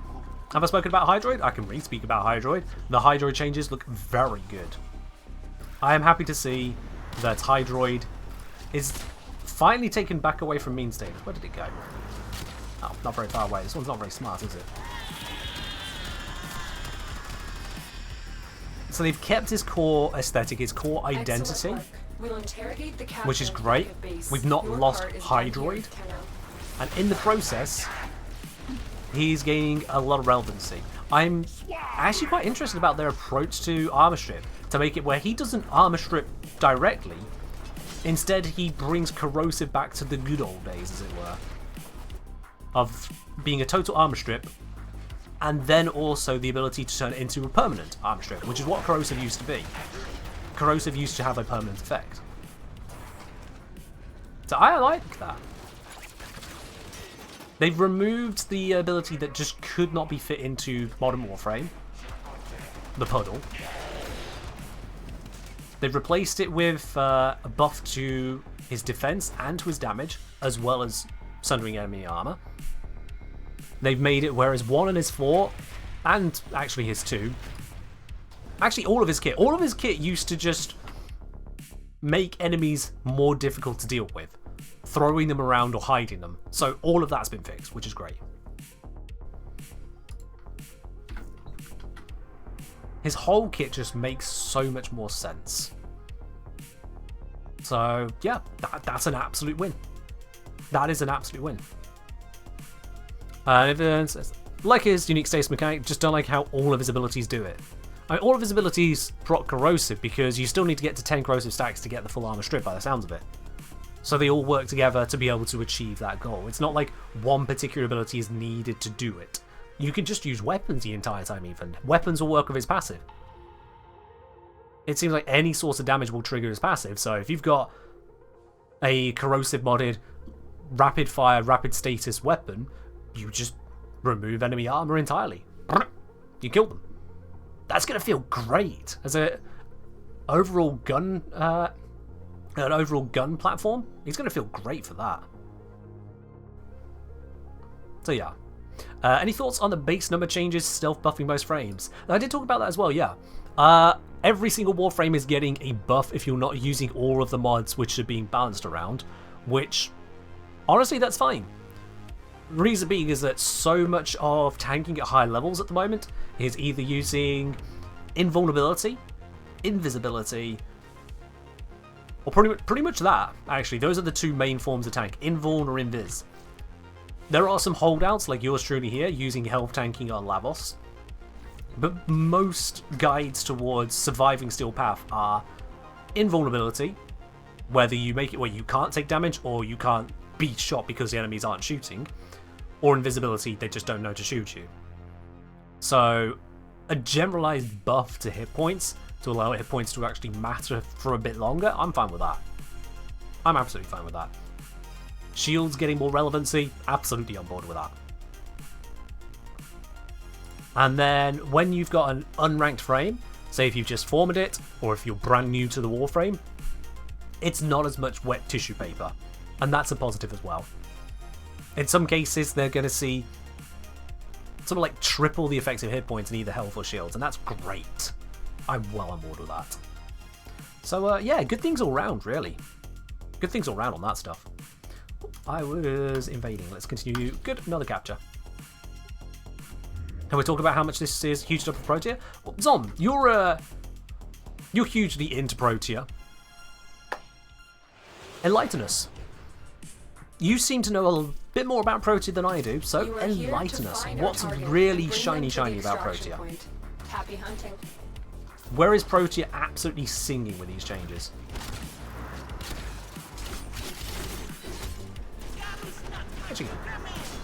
Oh, this one actually ran away.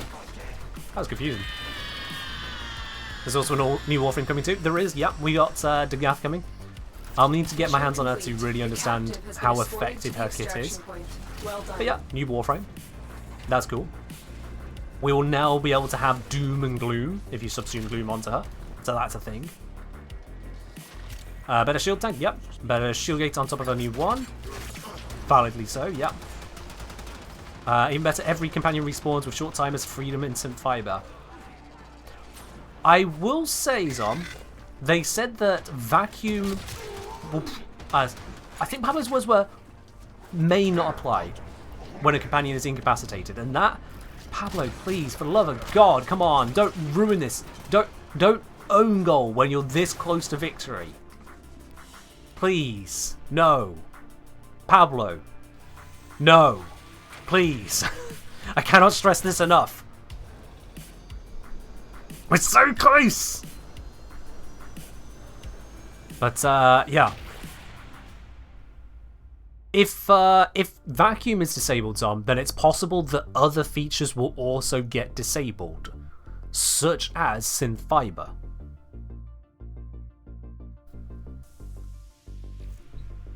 Which would still be a downside then. It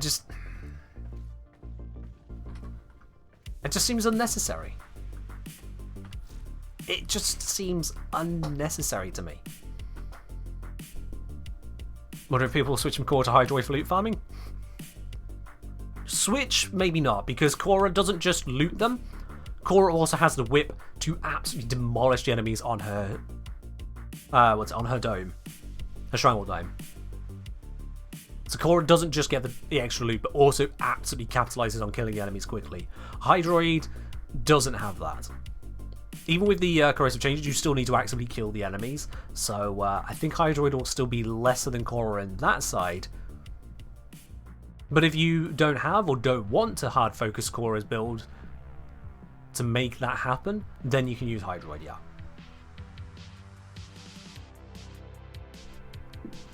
So I'm not expecting Synth to be active during respawn, but everything have Vulpurus timers. Violence having an even shorter timer means more uptime. There is that, yes, there is that.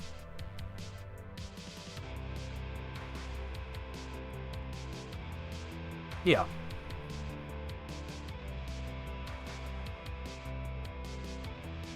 Thinking at nearly 5-second gate now. Is Protea's gate going to add on, or just still be is it a fixed number, or does it actually increase your gate? Because having a higher gate doesn't mean it's increasing to that value, it might be setting it. So you might not get a longer gate on Protea's abilities there, Zom. Having to find out otherwise, but because of this one, wasn't it?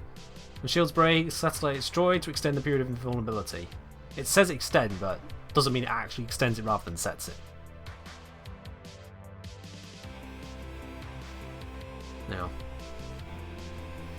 Now, Pilfering Swarm has a higher chance than Pilfering Strangledome. There is that in its favour, Porphin. You're absolutely right. There is that in its favour. So I expect we will see Hydroid loot frames coming back. I don't think it completely replaces Korra. That's what I'm saying.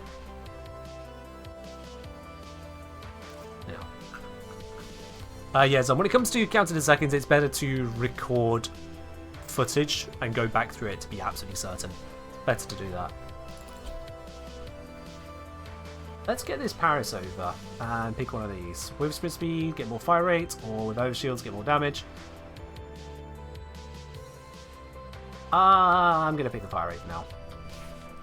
Because Lamos and overshields don't really happen.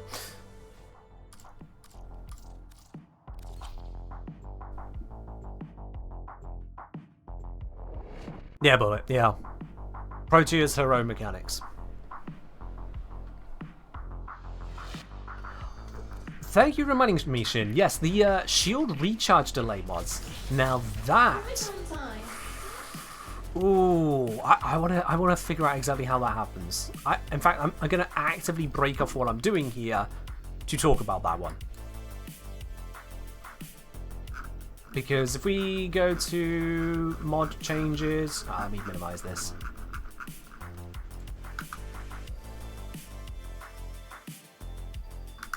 Wait, where were the... here we are, Warframe mod changes, right there.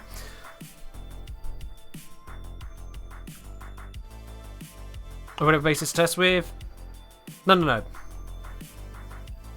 What I want to know, this is the main thing I want to know, is oh wait, it was higher up, wasn't it? Here. Was it?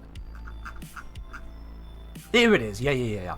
What I want to know, fast deflection, minus 45% shield recharge delay, and Vigilante Vigor, minus 30% shield recharge delay. Do these two add together to give you minus 75% shield recharge delay? Do they add together?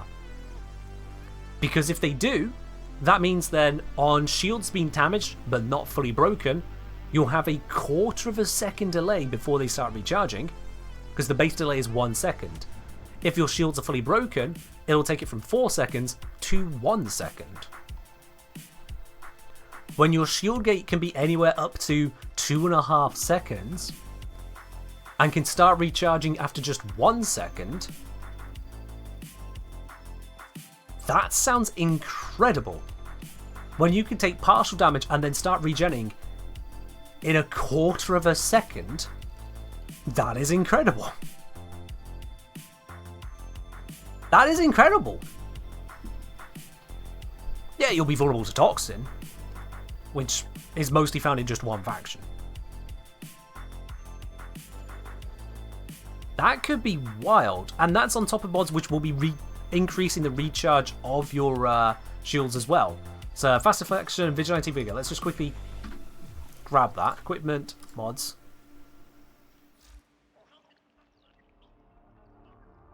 Recharge on Warframe. So fast deflection is 90%, Vigilante Vigor is 60%, so 150% fast shield regen. On top of started regen in a quarter of a second. If that's how it adds together, that could be crazy fast. Does the delay start from when shields break or when gating and vulnerability ends? That's a good question, actually. That is a good question. I would have guessed from when they break.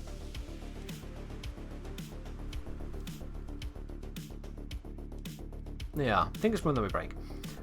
Do we have any recharge delay outside of Gauss at the moment?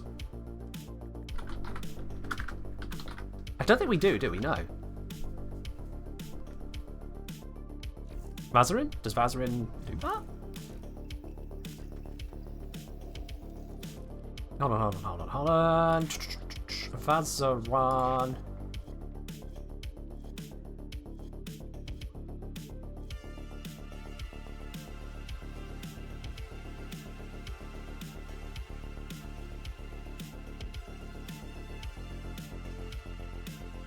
When Guardian Shell breaks, Warframe shield regeneration rate is increased by 150% and regeneration delay is reduced by 90% for 8 seconds. Narrow field to testing. Very narrow field to testing. But yeah. I mean, 90%, that's huge, wow. With it locked behind Guardian Shell, I can see why I forgot that existed, I'll be quite honest.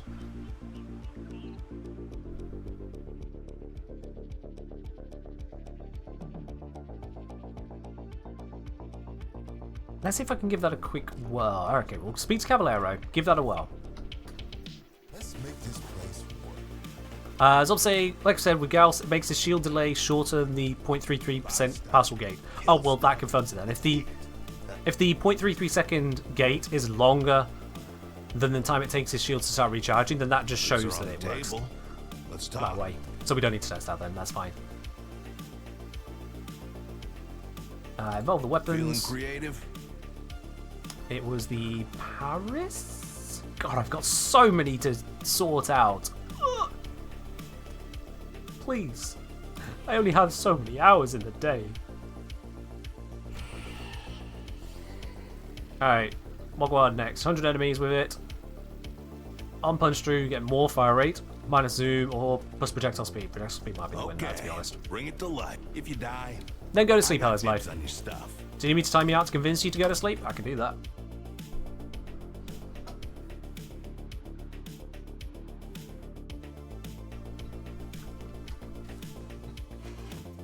But yeah, if we can get the vigilante and fast deflection together, Gauss wouldn't even need to use his battery to get that recharge to happen, because shield gate lasting for 1.3 seconds and regen starting in 1 second, he'd start regenning before the shield gate's even finished running out on a full break, which is kind of crazy. That's kind of crazy. Hello Zenly, welcome on in. First stream you've caught from me. Hope you have yourself a good time here. Welcome in. Let's see, next night. Wait, what do I... Oh yeah, I was working through the invasions. Let's keep going on those. See, in the update, I'll be halfway through this now. What are you asking for that? Sorry, cat again. Cat, what? Have you still not figured out the door downstairs?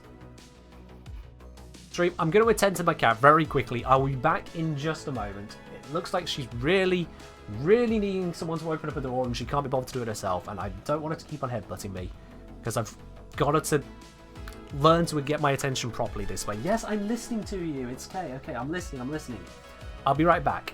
Come on, there are people waiting, so hurry up and show me what it is you want. Which door? I'll be right back.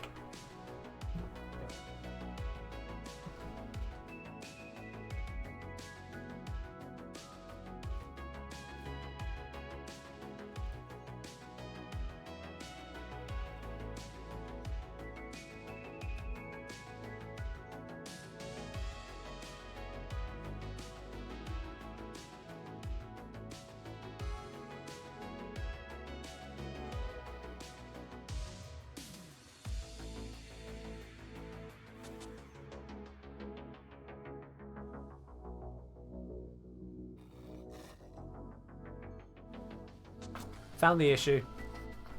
The cat's light was not on. The cat dish was in darkness and she doesn't like eating in the dark. So I've turned on the light above her dish.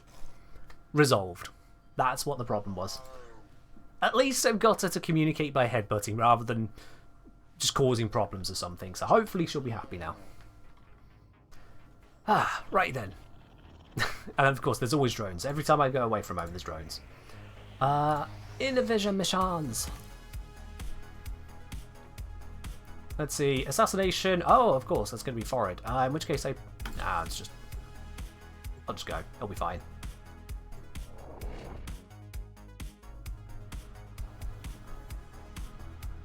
How much damage reduction can Nova get from a ward? I think it's 95%. The VIP that we're hunting is here.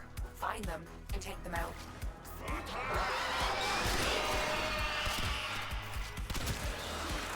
You know what? Kill those first ones. This place is crawling with infested. I didn't shoot them. Unfortunately, something far more ominous awaits. Make your way deeper into the base. Building its bone-chilling shrieks if you wish to stay alive.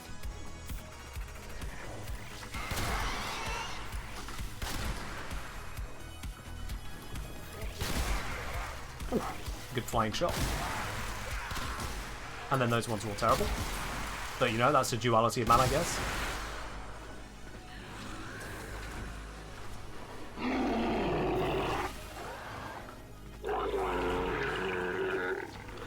Yeah, the shield regen mods can be absolutely ridiculous if they are how they look. If they add together, rather than creature is multiplying. incredibly Even if they agile for a multiply, but deformed especially if they add quadruped. together, Keep moving they to can be avoid crazy being good. crushed. And that will mean that shield tanking will be viable.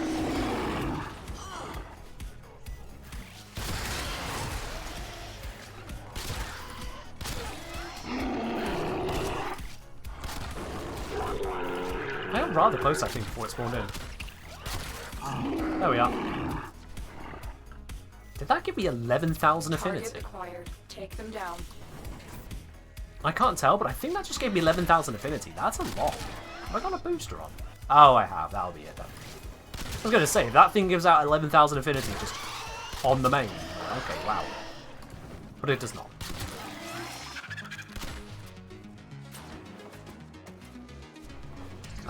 Predator saying, Ken, if Twitch gifted you 3 Hydroids, what would I do with them?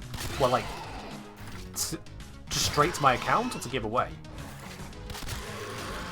Because if it's straight to my account, I would be selling them for the Warframe slots.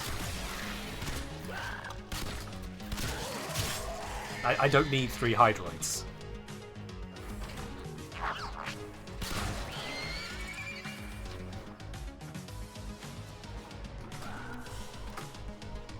Target down. Assassination contract complete. Great work, Tedo. Yeah, the Warframe team are very passionate about the game, aren't they, Tom? It's great to see. They're not just passionate about selling to us what they're doing, but just about the game itself. They come across extremely genuine, which is, well, it's important. That should go without saying, it's important. I have message. I will look later. I'll look out for this mission.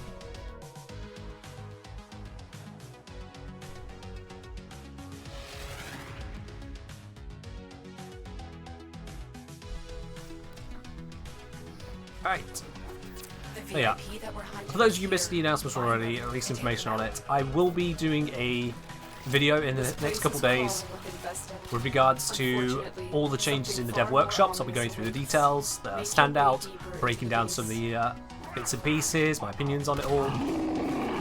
I did want to get it out sooner, but then, you know, it turns out I have a life and family commitments and whatnot, which kind of gets in the way of doing it sooner. I'm sure you understand, and if you don't, yeah. I will be going over those details, so if there's bits you think you may have missed, things you don't understand, things you want to see more as to the why, or just how important is it, I will be covering that. YouTube with a life, how? Well, you see, I have a family that care about me.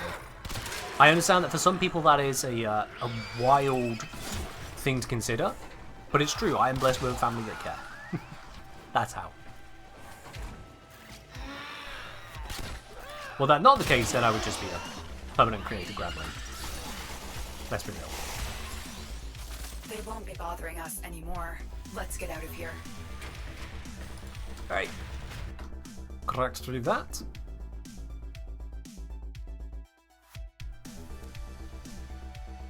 Ray saying Hydroid was originally announced and designed to be an offensive support, debuff support. Okay. Well, he fits that a lot more now. Because his prior kit was basically just total control and not that great at it. Now we've got control and debuff massively. That's good. As I'll say, Ken, you'll never be a true adventurer if you have a family that is both alive and cares about you. Yeah, I'm fine with that. People who become D&D adventurers don't do so because their lives are good.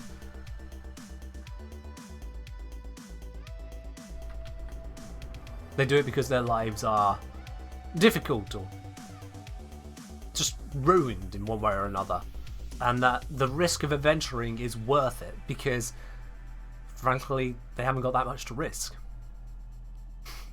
I'm fine with not fitting that trope and not feeling the call to adventure to fight dragons. I'm fine with that. I had an inbox message. Ah, yes. Okay. That's all it was. Just a stalker. We deal with those.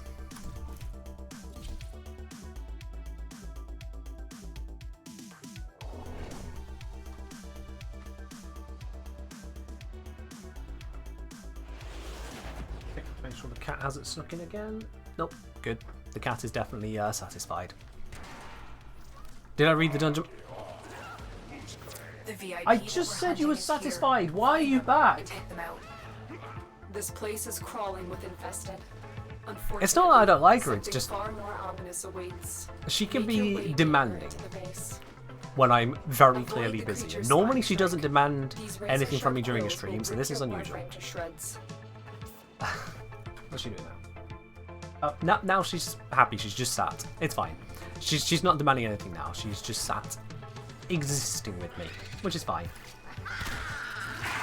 We did have one of my family's dog around earlier this weekend, so it could be that she just doesn't feel comfortable with the. Yeah, she might not be comfortable with the smells downstairs because the dog wasn't allowed upstairs, but we couldn't leave the dog outside whilst they were visiting.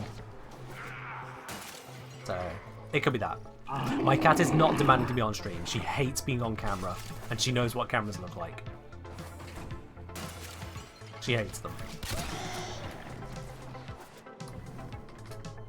Where is this waypoint going? Is it going? Oh, it's over there. Okay. This room is always such a poorly waypointed one. What are those things?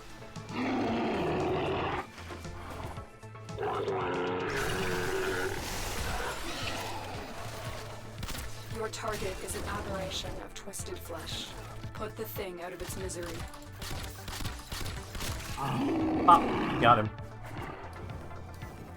Quick fire arrows, You've easy located the peasy. VIP. Time to go to work. Not even probably modded for this. I'm just firing and they win.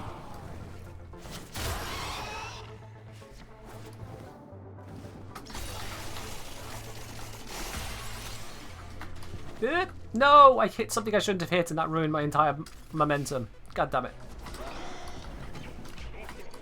That is more like what I was supposed to do.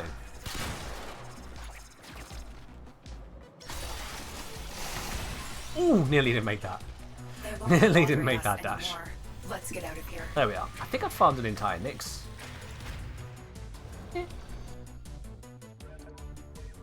Here's the thought. Can't I just repeat this one another 3 times over and do the Nightwave? I think I can. I'm going to try that. Let's see if I can repeat this 3 more times and get the Nightwave that way. Isn't ice the only rock that floats on its lava? That floats on its lava or floats on lava? Because I imagine that a lot of rocks can float on lava. Depends on the rock you got. But in terms of, is We've ice contacted the you only with rock work. that is You less are here to dense find your mark. than the lava that it comes from? Target. Probably. This place is crawling with infested. At least in terms of terrestrial Fortunately, rocks. Something far more ominous awaits. There may be more exotic rocks out there, Into the but base. in terms of terrestrial ones, yeah. The creature is incredibly agile for a deformed quadruped. Keep moving to avoid being crushed. Have I ever done a super ledge jump? Maybe.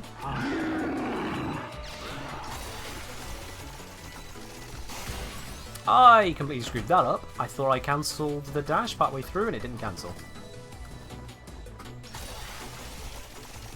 And don't expect me to be the most mechanical player. If I was good at mechanics in games, then I would have gotten into esports or something. Avoid You know the creature's saying. spine strike. Those who can't do, These razor-sharp teach. quills Well, will I do rip your guides on Warframe to YouTube, so, shreds. you know. What do you expect from me? I can't even hit with a Paris at close range. Target acquired.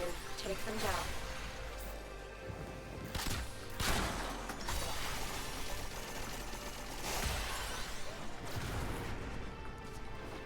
Oop. Slightly stuck, but it's fine. Get through that.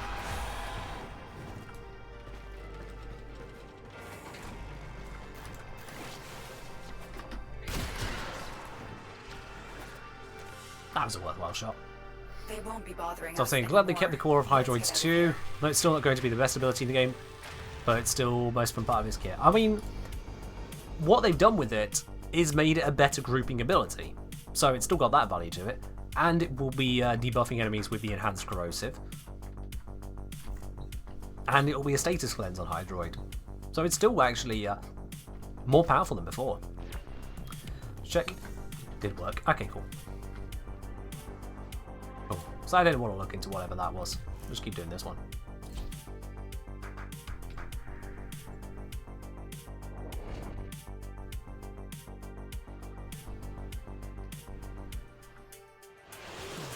Predator, if you need a Sarin setup, I think I have a Sarin setup on my nuke frames video. I'd be surprised if I don't get live. Like, it's Sarin and nuke frames, I should have one on there. So you can give that a look in. One of our spy cells has been lost investigating this abandoned Grenier asteroid base. We need you to locate and eliminate whatever is responsible. The creature is Hello, Tim Rochard. How are you doing today? Welcome on in. Keep moving to avoid being crushed. Let's head ourselves this way. Yeah, the catalogue will definitely have a listing if I've got Sarin covered there for you. Elude its bone-chilling shrieks Come on. if you wish to stay alive.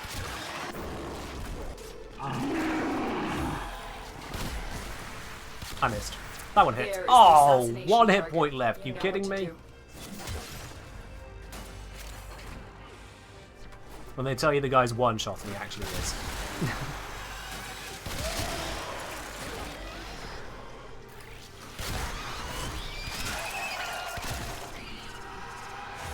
Hey, you don't get many of those shots with the economy in this, do you?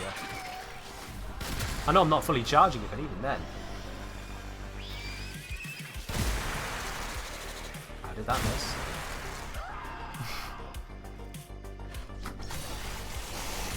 And there we are. They won't be bothering us anymore. Let's get out of here. Yeah, Nyx is really easy to farm. Anyone who ever struggles with farming Nyx, you're just not doing it right. 20 shots at max charge, that's pretty limited. Not gonna lie, that is pretty limited. Given how headshots can actually be a bit annoying to get. Certainly if you're in multiplayer with a bow. That does seem a bit limited. It's at the level where you already have the Natura. Seek and destroy.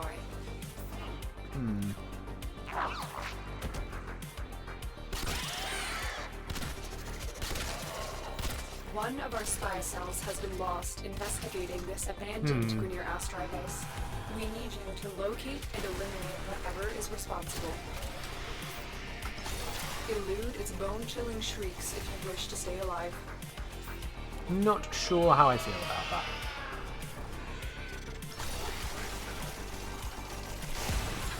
I mean, when I'm in a mission where I'm not actively just dicking around killing forward with it for the funsies, I'll be able to give it a proper try.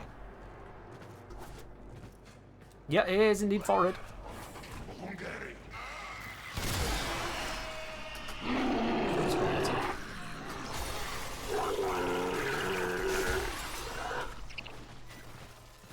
First Sergeant, Is incredibly basically, agile yeah. for a deformed quadruped.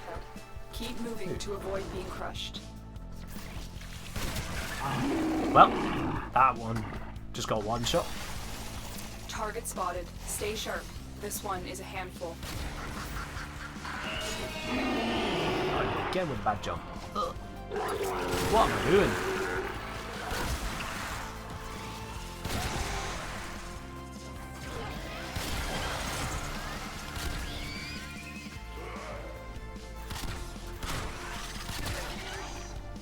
But there we are. That should be... Yeah, there it is. That Nightwave done. Contract complete. Great work, Tedo. Buffett saying, the way I see it, Natrica is a constant, decently high power state all the time, whereas Dread and Paris bounce between low and very high power state. I mean, that's valid, yeah. When I say power setting, flip punch through like Fluxus, I get you. Physical say, okay, I've been gone from Warframe for a bit and just finished a free quest. How high were the people that did that quest? Let's put it this way, they're Canadian. That should just about cover it. And if it doesn't, tough.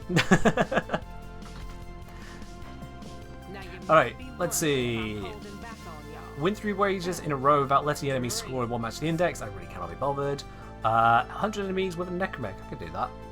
Or we can go do some perfect animal captures in the not yet buffed conservation. Let's do that.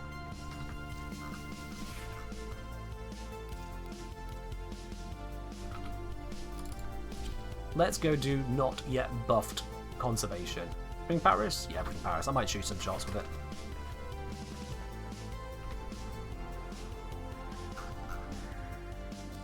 Was it on Orb Palace? Orb Palace. Cool. Let's head on down.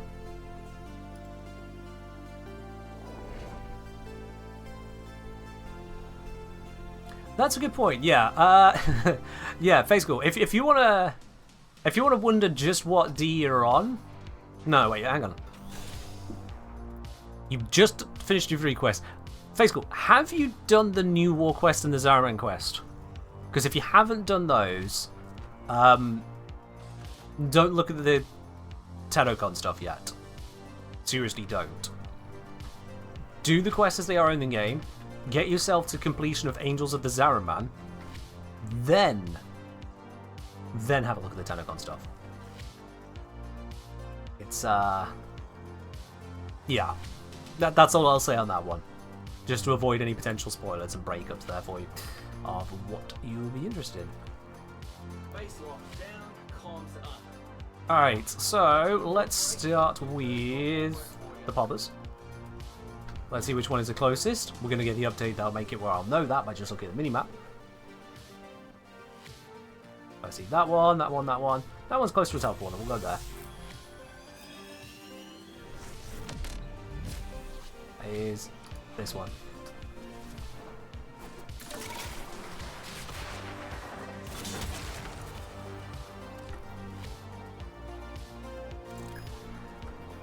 So that is going this way. I think these are the tracks that... Yep, we can... Oops, I can't walk across that. This is not, in fact, Deimos. Can't just walk across that one.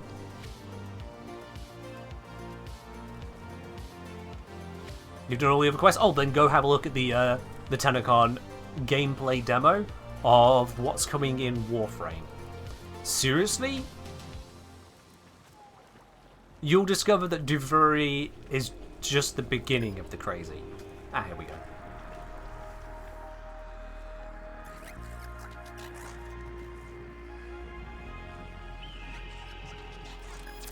That hawk in the music threw me off for a second there, not gonna lie. Worthy of salvation nonetheless, despite the odor. Now you must be stealthy. Preyed upon by Sorgors and Vermink, paupers will flee at the slightest hint of danger. A sunny pauper, slightly less common than your Where are they? There they are. Lovely coloration though.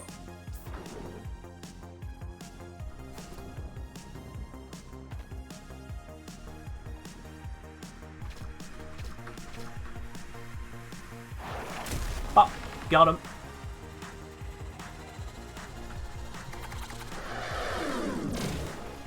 And perfect captures. There we go.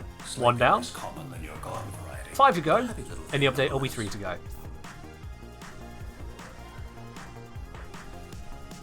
Rip Smeeta? There hasn't even been announcements for Smeeta yet. What is it with people going, Smeeta, it's gonna be dead, it's ruined, it's everything. Literally no one even talks about the changes to it yet. All we know is that there are going to be changes. Literally, you have no idea what the changes are yet. You're no different than anyone who saw the headline Shield Gating went, Shield Gating's dead! Gah! Come on, people. There's enough things to be pissed off about in the world. To decry the death of something when it's not even been announced yet is ridiculous. Pablo did say nerf charm? Yeah, okay, cool. You have a headline. Please stop reacting to headlines. This is why we're in the situation we're in with social media and digital media the way it is. People react to headlines rather than thinking. Stop. Just stop.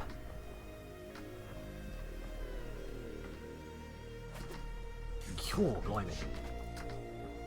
Expect Redditors to repass a headline? No, I expect people in this chat to be better. Reddit's gonna be Reddit anyway. Nothing can fix Reddit. Reddit is just beyond salvation. But if you come to this channel, you can be better. I know you can be better, because you've spent enough time to even watch one of my videos, and the average Redditor can't manage that. So, we're very close to them now. Be better. Follow that trail. Be better.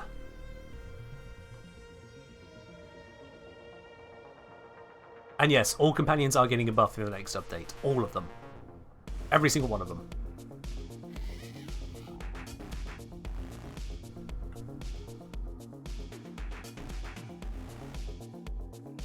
Yeah, being better than Reddit is not a high bar. Oh wow, those are very visible tracks up there. Okay.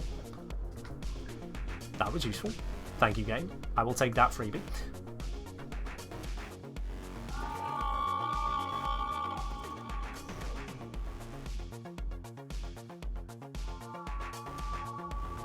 The mating Over call that way. of a vermink. They're capable hunters of smaller prey, but will turn tail and There we go. first sight of something as formidable as yourself. You'll find vermink. Oops, loping did not across mean to the do that. I plains, wanted to have lying this in wait out. amongst the giant fungi. There it is. Stalking paupers. You know what? Actually, I can just Where is it? Is that? tranquilize this one. That's a red-crested vermink. A subspecies extinct since the age of the Oracle. It must have lain preserved here. Don't think this one was extinct, honestly, business. I don't think this one was extinct. There are others. It's, We must preserve this specimen. We must. It's right here. Male. Definitely right here. All my wildest imaginings, I would behold a subspecies crafted in the There we gene are. forges of the Oracle What did themselves. they say about Sentinels? Sentinels will no longer die, they'll become incapacitated, which is basically saying die, but they come back again. You'll have means to revive them quicker, so they're not dead for the entire minute, and they'll be getting a massive increase in both shield and health, and some of them will get a small increase in armor. The regen mod will be tweaked to instead reduce the time they're dead rather than make it where they don't die. The spare parts mod will no longer be kill your sentinel, get rare loot. It will be your sentinel will mark enemies for increased loot for a short period of time. Various changes. I'll be going over it in more detail in the video. Various changes. Pretty much all positive.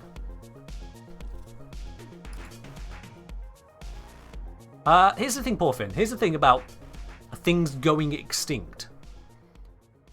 Unless you've got it wrong about the creature being extinct, they don't just come back. When it goes extinct, it's extinct. Not endangered, not critically endangered, not on the verge of extinction. Extinct is gone. So when business says they were extinct for a very long time, he's wrong. Because they're not. That's all. We thought they were extinct. That's valid. They are extinct. Incorrect.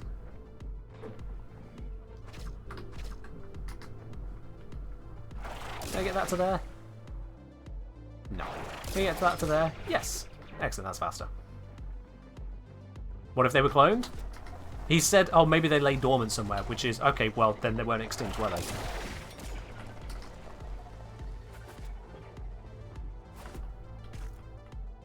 Alright, where's my start point?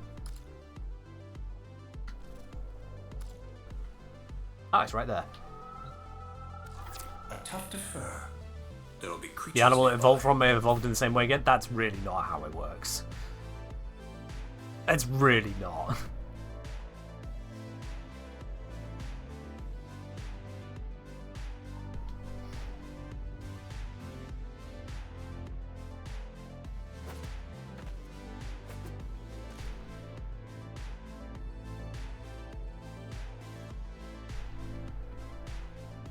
If you're thinking of things like carcinization, or the fact that certain cephalopod types seem to have re-emerged, different species. Straight up different.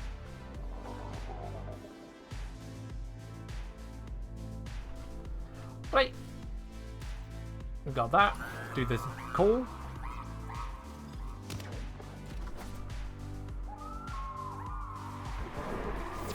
Just get rid of these bits real quickly. Nothing higher than the And then, oversized fungi.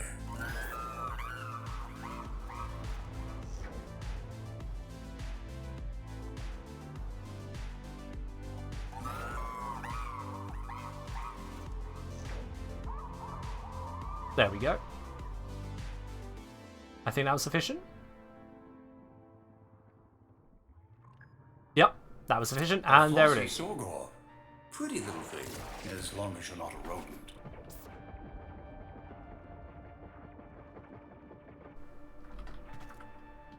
saw it land here, didn't I? Oh, it's over... Wait, what? What? That's not right. There it is. That was really confusing for a moment. Why are you all the way over there?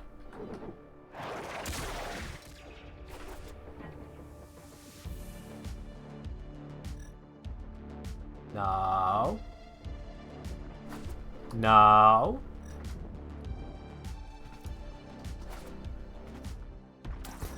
There we go. Got it. It's all good. Perfect capture. Can I see where those links went? There we are. When it comes to mating, the Sorgor appreciate the tactile more than the visual. Delightful plumage. Where are these shots going? Oh, there we are. That hits him. I hope that's a perfect capture. We'll see in a second if it is.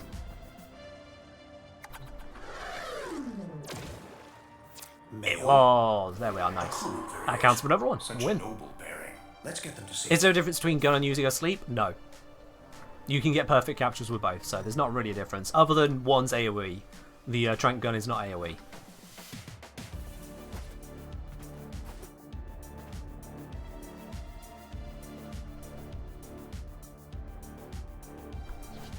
Alright then, so let's switch over now to the boulder roller. Let's see, nearest spawn point we can get to is worthwhile. That one's nice and close to a teleport, so let's go there. Let's go there.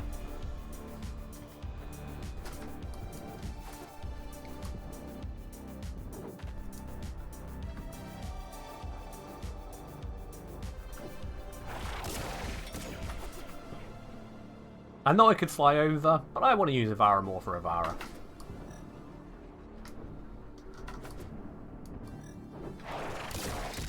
Wait, that's beeping? Oh! That's convenient.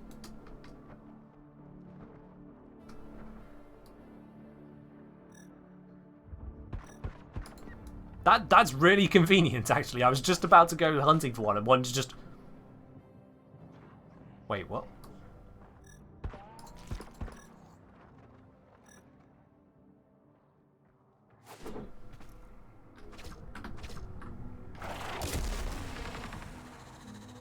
Yeah, sleep arrow would have been the way there, wouldn't it? That's not going to be perfect now, is it? Female. Good capture. God damn it. A spotted Borderola. Happy little thing. Ah, gotta hit the one armored. Yeah.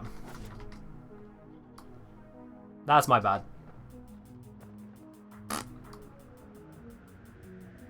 Alright, well, at least I'm at the spot to try again. Here we go. Fresh leavings and there, a trail. Follow. Let's follow the trail.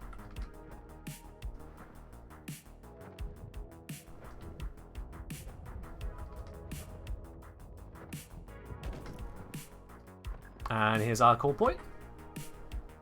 You just take to use your sleep arrows on them? Yeah, that works.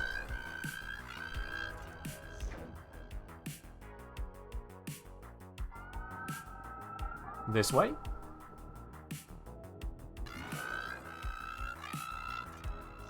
There we go. Let me just have this ready so I can detect it. There it is.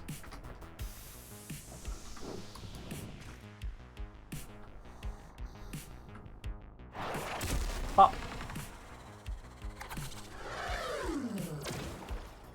Female. Ta-da! Ah, yes, the spotted Borderola. Let's That's that one done, and then just one more now. I should really hotkey this one, but whatever. Harask or Stover? Let's do the Harask. Harask we can head to... That was real close to his teleports. Let's go that one.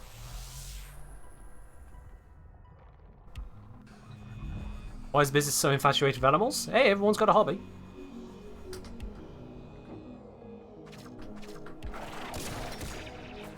Everyone's got a hobby.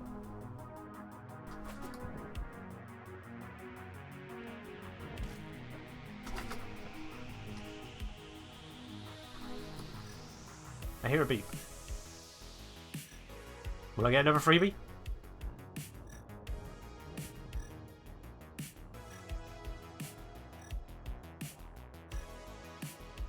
Really looking forward to having that visual indicator as to which direction.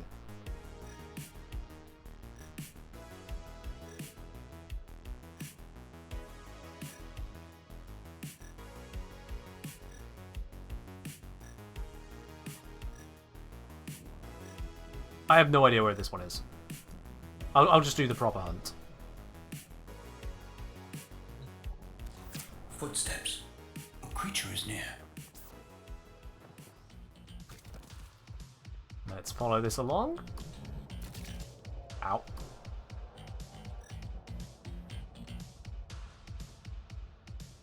Yeah, poor sensor? Yeah. You know where it came from, the sound of his cries? Not when it's a random spawn I wasn't aware of in the first place, about. But thank you for the suggestion. Doesn't help in the case of a random spawn that I miss the entry call for.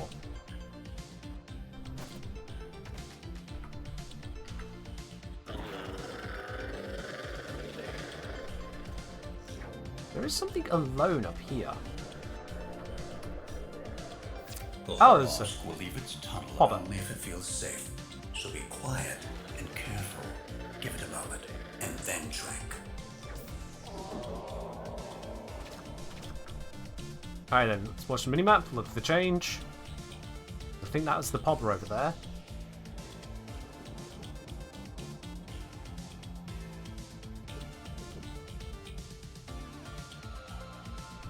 I didn't think that was the popper.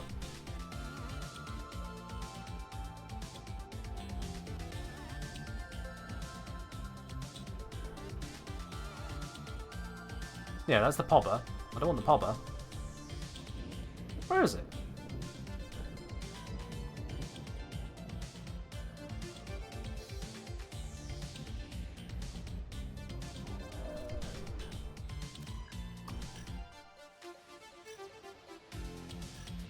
I didn't hear its call over the sound of the music, so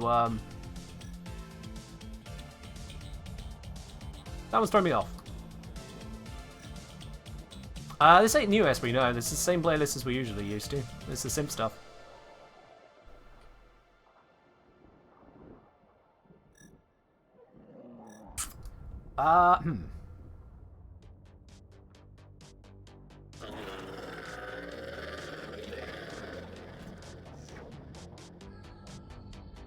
Oh wait, hang on. Something over here now.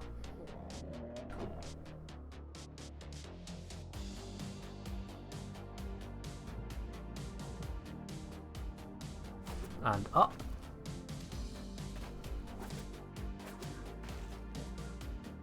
Where are you? Wait, oh, that's a corpus.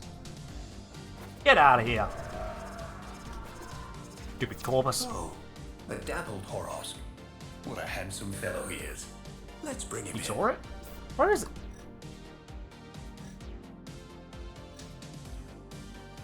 There.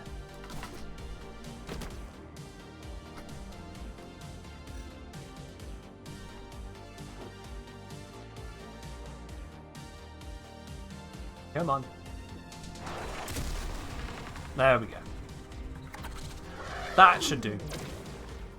A fully grown Never mind. specimen. Okay, it took forever to get there because the corpus were down here Common dappled scaring it. Horos. Lovely. Let's bring Alright. Maybe you just in a different mind state today, Esprit, so you capture things differently. Pretty Queen has asked for the has asked for the music to go off, so yeah, let's do that. There we are.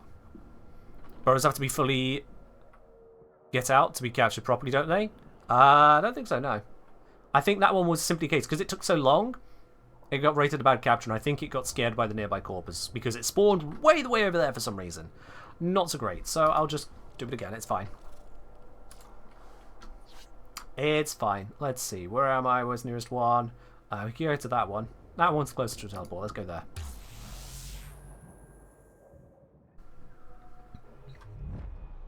Okay, let's head on over this way. I just heard a Sorgor spawn, but I don't care about that. Can I get this across here? Oh, I can. There we go. Not a Sorgor spawn, I don't think. Not sure what I heard spawn there.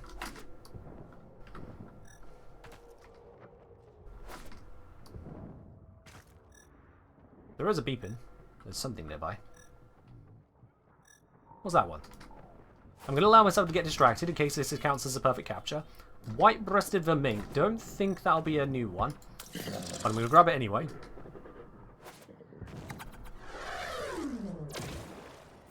Perfect capture. And that didn't count. See, I did already get a white-breasted one. Oh well. Not for this one, though. No more beeps, so definitely cleared the one nearby. Let's do the trail instead then.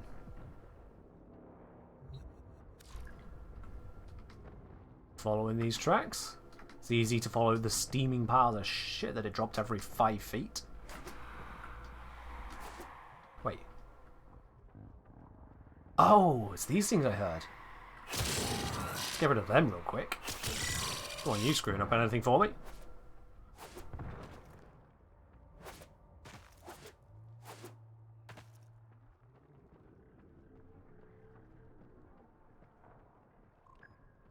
There we go.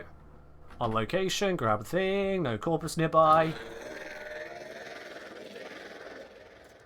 Initial call done. This way.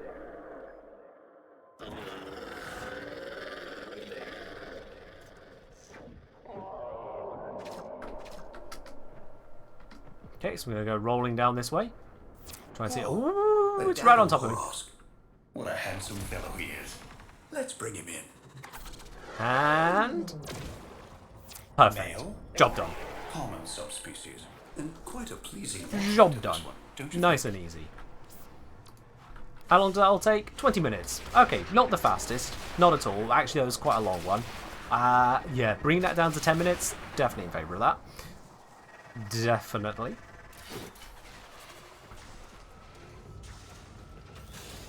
That's why we have patches.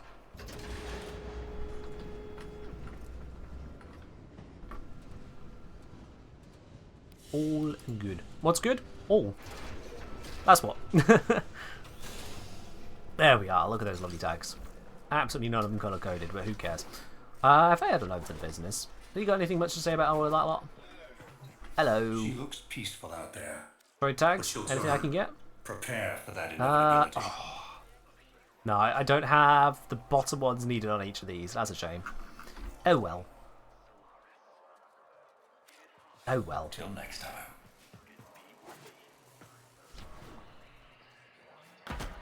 Which tags are some of use like the Deimos tags? Well, the Deimos tags are used to be traded in for standing, which we get the standing just on catching these, don't we? So, the Deimos tags are just, in a roundabout way, going to give you the same stuff you get from that. The only difference with Deimos tags is that you can stack up more tokens than you can turn in one day. But conservation is not really that good on Deimos in the first place for tokens, so it's neither here nor there, really. It's neither here nor there. Hey, got a rank up. Right then. What are you? No. Maybe. No. Okay. And doable. Let's get the finishers real quick. Let's do that.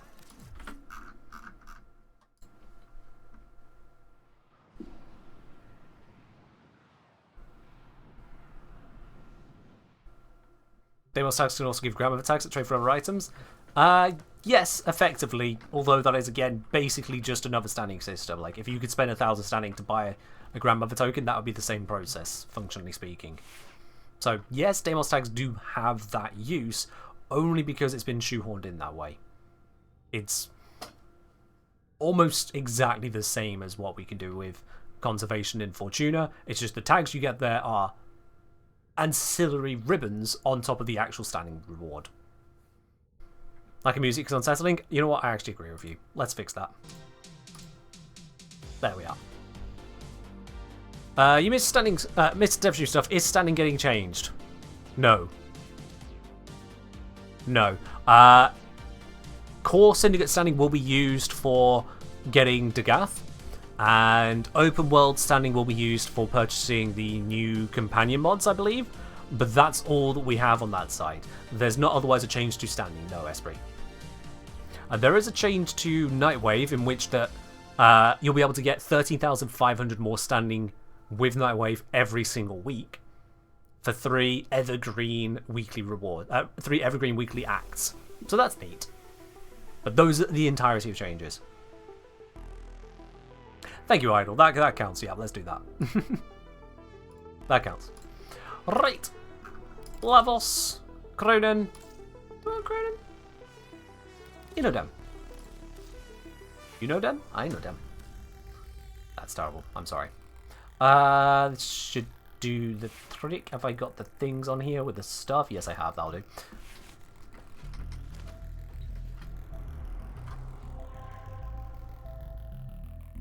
You wish you could trade stacks of standing like gems? You can on Deimos, and you already get the standing on Fortuna and Plains of Eidolon, so it's a moot point. You already get it. It's done. Alright, Mariana, Exterminate, Steel Path, that'll do. That'll allow me to get these finishes in. Nice and easy. You can't save it for later? No, you can't save it for later. That's a tag system. It's nothing to do with turning in the conservation tags, it's the token system entirely. For a song. One down. Oh. You had to go ruin it. Oh, and you got a bloody animation going. There we are. And then we do that. Alright, gonna have to just do some stabby for a bit whilst I wait for the cooldowns. Here we go. Stab. Can I get this one in time? Yes, I can. There we go. And a little bit more. Cool, now I can just kill the rest of them.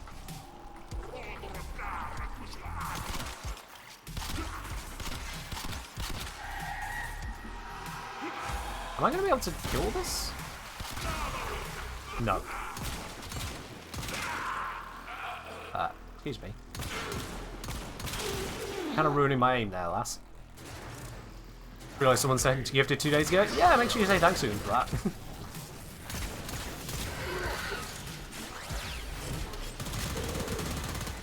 There we go. There it is. That's the Leighton we're used to.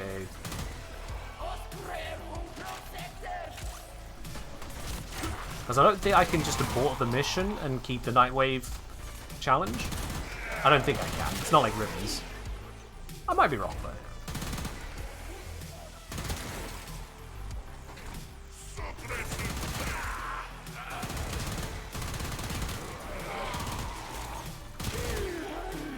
Just did sorting and got Isis Culture Reward. Yeah, not everything's changed. Not everything has changed in Warframe. No, no, no. The old faithful is still there. Just got a screw had you Riven take it off you by the Kuva. What, by the Kuva Lich? Murder it. Get your purple card back. It's yours. I hate that these things don't have a head-to-head shot.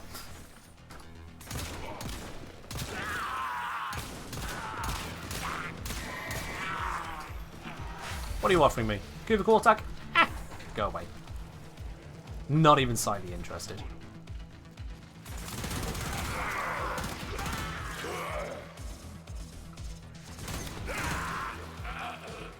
And the Leighton is so beautifully strong. I know you have to go through the entirety of the New War and then the Zaraman quest to get hold of this, but it's so beautifully strong.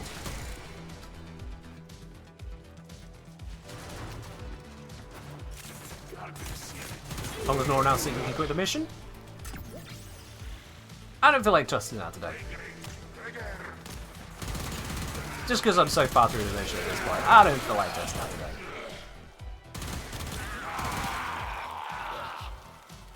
What was one of your favourite quests? Yes, I do.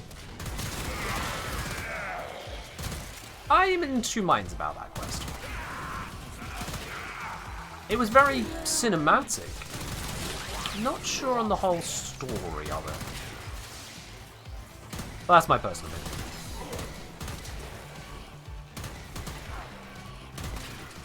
You have broken their ranks and they are on the run. Another successful mission. I find that Warframe struggles between being, hey, you're one of the bajillion Tenno in this universe, and hey, you are the protagonist. And so we learn the importance of clarity. and purpose. Why are Xmas rollers and drones even a thing? Because why not? It was intended for Jury to come before New War, wasn't it? I don't remember, to be quite honest with you, so I guess it does now. Players will definitely access 2-3 before New War if they're new. Yeah. All the original encounters feel so good? True. Even the melees, despite the fact they are mostly just kind of melees with pluses, they're still nice. They are still nice. Right, Night Wave next. Next Night Wave, what one? Nora is all So yeah, it's the Necromech bit, okay. Let's just make sure I've not screwed up with Necromech. That all looks good. That all looks good. Alright then, let's do this. Let's go somewhere to kill some stuff. Let's go. I wonder if I'll find enough there. You know what, yeah, let's try it. I don't normally use this as a way to use my Necromech. Let me give this a whirl. I'm going to take my Radiant Axie Relic because it's mine, I'm using it. I think it's more the Chitano is protagonist of their own version of reality. Doesn't really add up. Attention. It's more like, sure, there's a bunch of Chitano, they're all the same person who tell us, and that's not correct. Primary target. That's definitely not correct. Support. Get on board. Locate the We are most certainly not Rel. Kill them. Just to name one Attack Chitano. vector. Gunners. Fire at will. Be aware. This storm is tearing open void fissures at your destination. Got our first cruise ship. Oops, I missed the disabling on it. No, I hit the disabling on it. It's all fine. Warframe lore is crazy at the end? Yeah, I agree.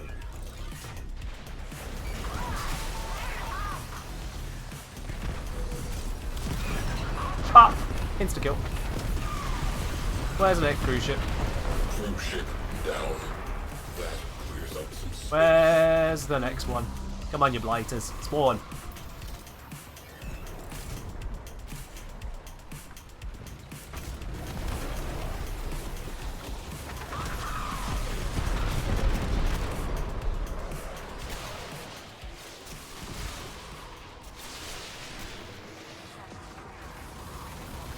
Come on. Don't tell me the cruise ship's shy now. I only obliterated the first one in seconds. Enemy fighters down 50%. There's our next one. Let's go give that one a welcome.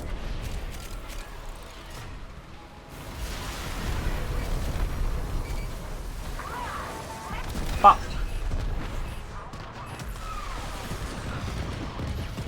Scratch one cruise ship. Pop this straight there. That should take the shields off that one.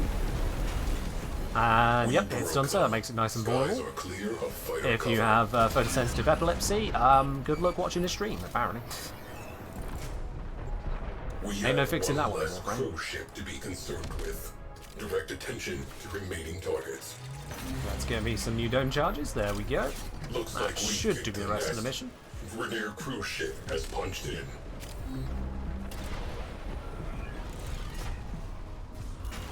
Yeah, here we go. Boop.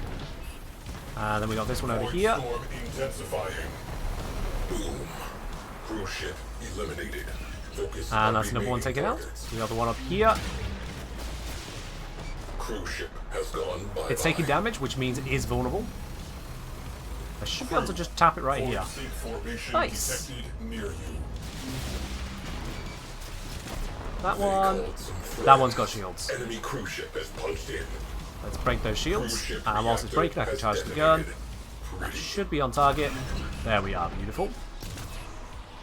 Hold that one in its tracks. And I think that should be the nacelle right there. Got it. Easy. It's actually really easy to do this. Cruise ship eliminated. Focus on remaining targets. Don't know how anyone struggles with this. Alright, let's go disable the pulse turbine. And to help with this, We I'm have a going to pulse set you turbine now to piloting. strengthening enemy craft. Get on board and shut it down. Right away. Seeking missiles? I used a couple of them Dropping there. Tenno out of airlock. Made it faster. Wasn't necessary, just made it faster. And then...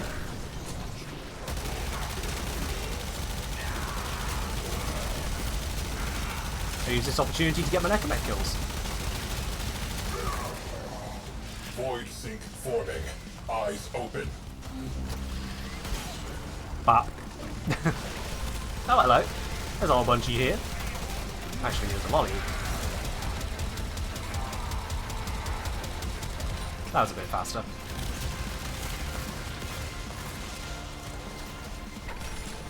That's it. You opened the relic. Finish your mission and we'll take a look inside. There we go. Oh, more volunteers for the Tenno deletion program.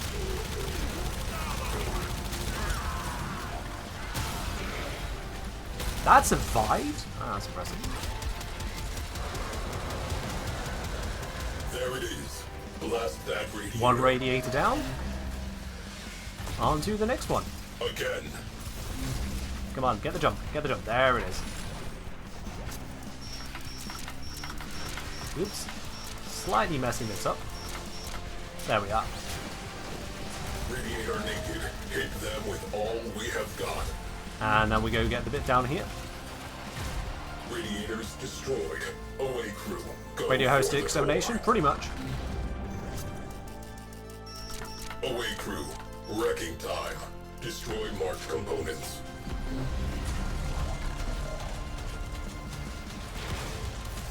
Let's check if there's anything more alive here. Pulse Oh, hello. turbine rendered inoperative. Let us see how the enemy handles an even playing field.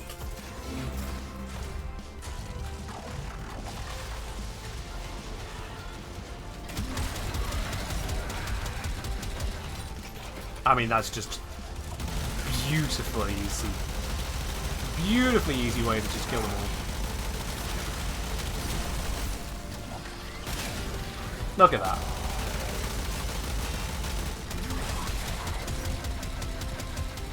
I think that's everything here. Yep, that's all the ones spawning here.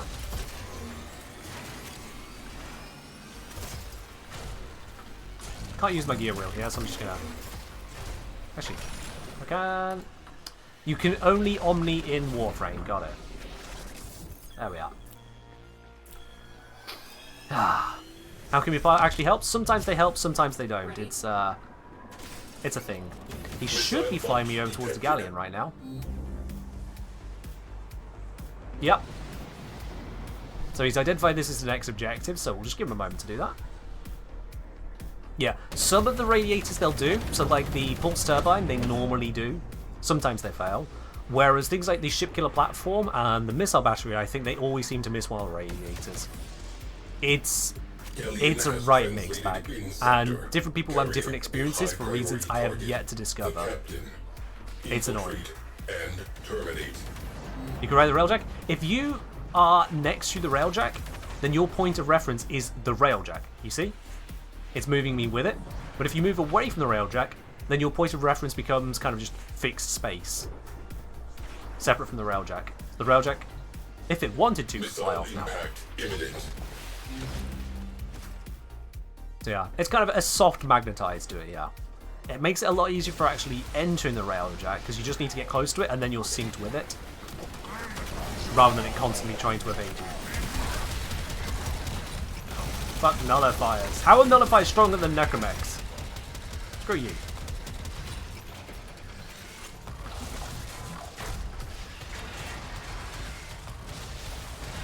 I love the way our head just scrapes across the ceiling.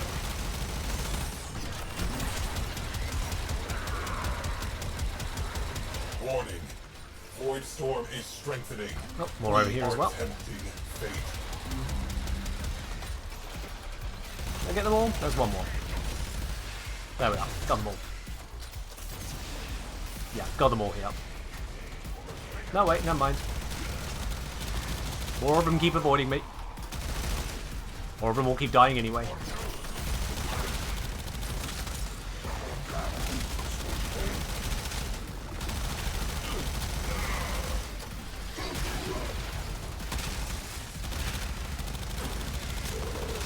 and bit by bit we're going to get the kills with Necromech. Because I could go straight for the Captain right now, but I'm specifically farming the Necromech kills.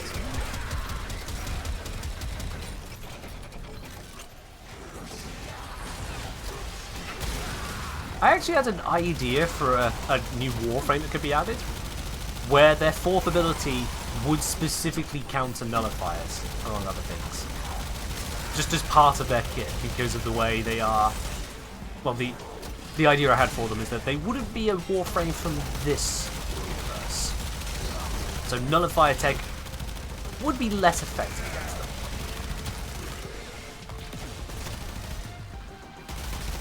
But I'm sure none of you want to actually hear the details about that. That would just be fanfic at that point. Who really cares about that? There we are, that's my Necromech kills. Jobs are good. That was a pathetic jump. Void storm amplifying. Complete the mission ASAP.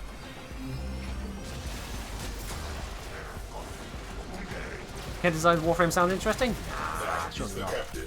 Hit delete and Surely come on not. home.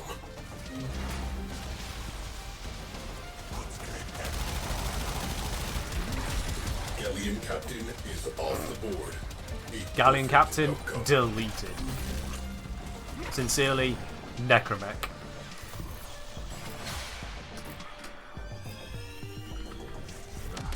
Captain terminated. Ta-da! Closing mission. Crew, avail yourselves of New Variety Friday idea, turning D&D monsters into Warframes? I'll pass on that. I'll pass on that one. But we might still be, in fact, we'll probably, definitely, be seeing turning Warframes into D&D monsters on this Friday. In fact, let me check what that would be next.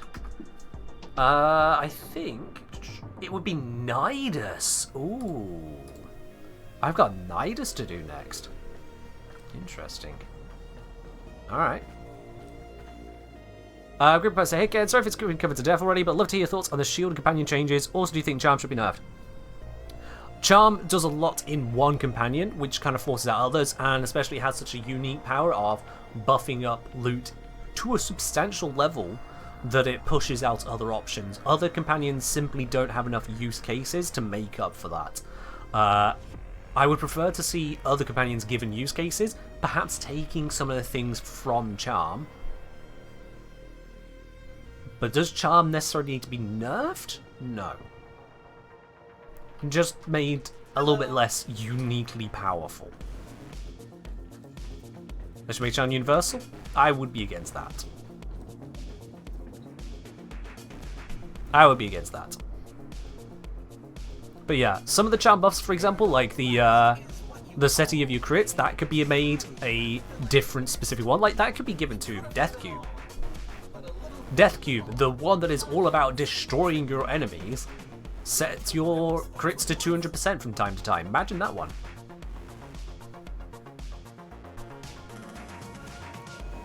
Nah, it could do some work.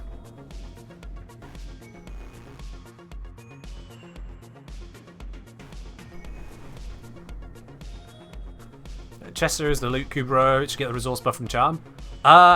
It could have it as an option. Like, companions can do the same thing as each other and then also do separate things. It's fine. That could be fine.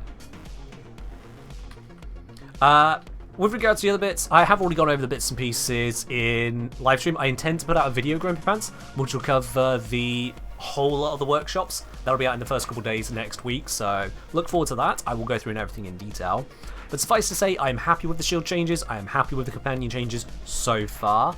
I do think D Rover selling the whole, your companions don't die. It's specifically they don't die forever. They'll come back again.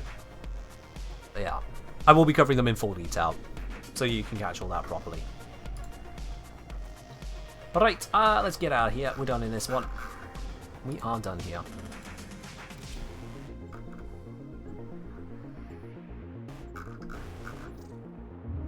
Right, I am aware of where things stand at the moment, so I'm going to do a very quick poll. Very, very quick poll. Which do?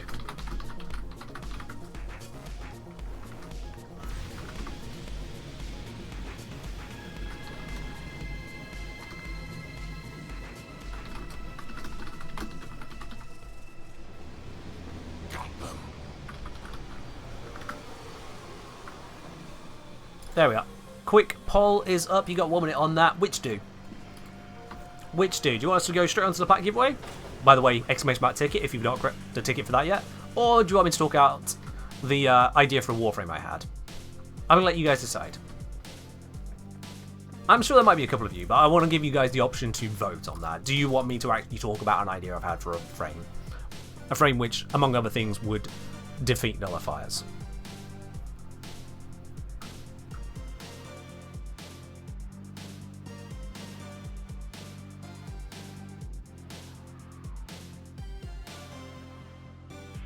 I'll say, liking the idea of revamped sacrifice, especially for newer players. As long as your sensor is alive, you have a free revive once every minute and a half or so.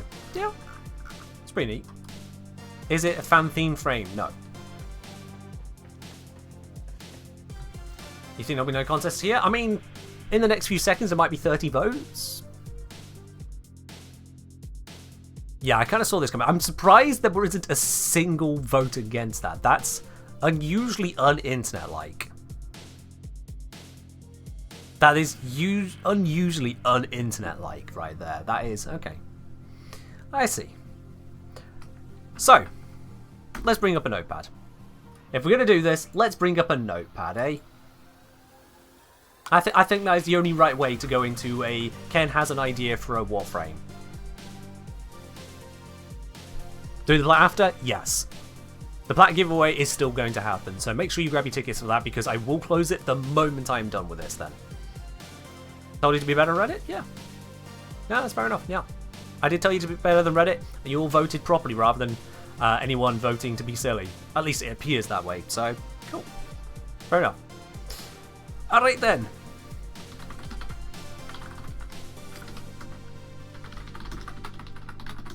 And I'm calling this a napkin Warframe idea because this is not fleshed out. It literally came to me yesterday as an idea. Am I sponsored by Notepad? I damn well should be, shouldn't I? If there was a reason for Notepad to sponsor anyone, I would be high up that list, wouldn't I? Probably just behind Devin Nash. So, there you are. Came to me in a dream? Not quite. What came to me in a dream last night, I don't want to talk about. That was just depressing. So let's not do that. Warframe name, Kenjin? No. Warframe name? Null. That's the Warframe name. Null. If I'm going to have to remember my... the names I came up for the abilities as well. So we have the first ability. I'll come back to the passive in a moment. First ability was Defying. Second ability was Tact. Third ability Array. And fourth ability Void. Yes, that's null and void. That's null and void. That's intentional. So the passive, the idea behind this Warframe is that null, let's start with that, null is not from our universe. Null is the void's attempt at mimicking a Warframe. Basically, an echo of the void, be it made by Wally or something else. Null is the void's mirror of the Warframe program. That's what the Warframe Null is. And as a result, these mirrors that they make, they're not quite real. They're not quite accurate. They're not quite true to us. So Null would not have all its stats. It relies on copying our universe to fill in the blanks. And what is a blank in programming? What is something where there is literally just not an answer for a variable? It's null. That's where the name comes from. So the passive, efficiency does not affect energy costs. Null's efficiency sets its ammo efficiency. Because the Void doesn't understand the concept of power running out. Like, there's always void power. The very idea of it is weird to it. Now, null will still have an energy maximum, but the whole approach to efficiency is, no, it doesn't run out of energy. Is null energyless? No, it'll have energy. But efficiency specifically won't affect its energy cost. It'll affect its ammo cost. Things are limited in the void. The void can only copy what it's seen, so our universe is relatively limited to it. So efficiency focuses on that. That's the only weirdness on the stats there, but that is specifically the efficiency to give it that weirdness, that difference. It's not quite understood what a Warframe really is. It's a broken mirror of it. Define. I should say now, as well, all 4 abilities have hold cast. Have tap and hold cast. And that is important too, but I'll get to that. Define. Target an enemy. And you copy it. You appear to enemies as that enemy. It is a disguise, a cloak. You appear as that enemy.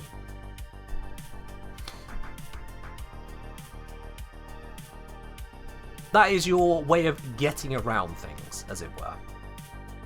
It is a form of invisibility, where instead of going invisible, you go in with a disguise. Because it is filling in the variable of what it is, it takes the variable of I am you. The void copies.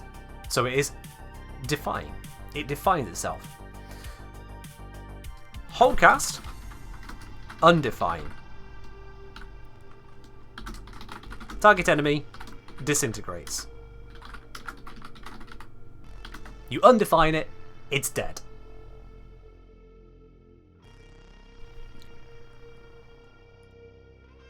So you can either copy a target and effectively appear as it is the spy, or you decide that enemy, you're gone. You are out. That seems strong? It seems strong, Solomir, until energy cost, bearing in mind that efficiency can't affect this, is equal to enemy level. Cannot be used on bosses or mini-bosses. So things like Demolis, Acolytes, the Jackal wouldn't be targetable. But they got the Cloak and Dagger? Is it the Cloak and Dagger for that one? Your Eternal Reward? That's it, yeah, your Eternal Reward.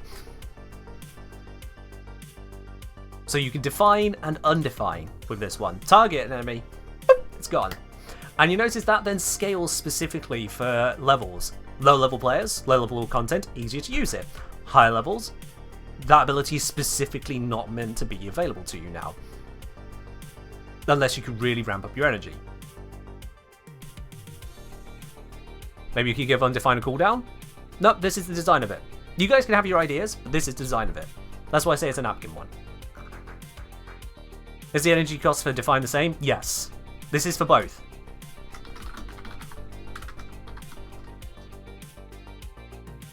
That's the idea. Scale it with health? That's not the idea. Because again, it take you from null, it just doesn't really understand or appreciate that. The duration then for define? It would need a duration on it, yes. I'm not specifying all the stats here. Those are the specific napkin stuff. Then we get to tact. What happens if you attack whilst disguised? What happens when you attack whilst invisible? Enemies are really confused, like, where's that coming from? What's happening? Huh? Probably that. Tact. Target a group of enemies. They join your side. Temporarily. So in long endurance runs, the ability becomes unusable. You've almost figured it out. Yes, I care that little for endurance. Tact. Target a group of enemies. They join your side temporarily. You use tact. You use diplomacy. Let me make you a deal. Join me. Join me. Tact. Yes, similar to gaze. There are a number of different corruption abilities. This will be one of them. And then, hold cast. Intact. Target a group of enemies. Reducing their armor and gaining damage reduction based on number of enemies in the area affected. I think that was how I remember. No, I remember now. And game damage reduction based on, it wasn't the number of enemies, based on damage type of enemies in the area affected. So if you target just a bunch of heavy gunners, they trigger impact on adaptation, so you would gain damage reduction to impact. Whatever amount, yeah. If you target heavy gunners and higher masters, well, that's impact and heat. So you gain resistance to impact and heat.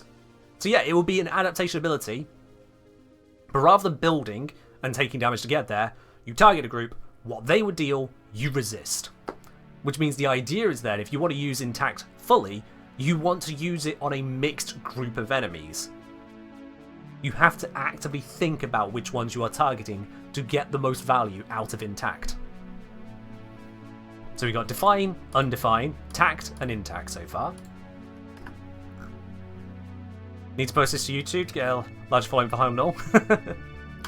Array. Yes. I'm trying to, because I say I came up with this yesterday, I'm trying to remember it all together. My mistake. Target group of enemies, the armor reduction was on array, my bad.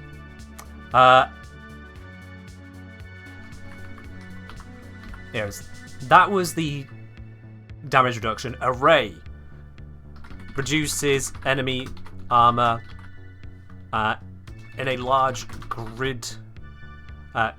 In a large grid of energy. You create an array of energy and saps to armor. Currently have a Nyx rework?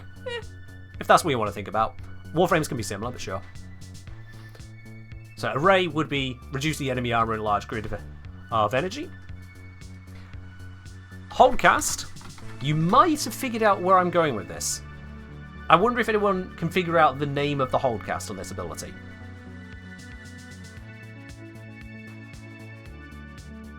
Similar to any AoE armor strip. Yeah, you see it. You see where I'm going with this. Disarray. Enemies in the affected area are afflicted with 10 stacks of radiation effects. Straight up. Bam! Creates disarray.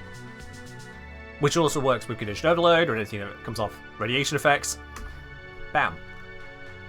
Just all the radiation out there. Create disarray. And bearing in mind that you can appear as an ally to them at the time, they're not even focused on you, just... Void is going to be a void. You are correct, Esprit. Well done. Espri's a smart one. Esprit figured it out.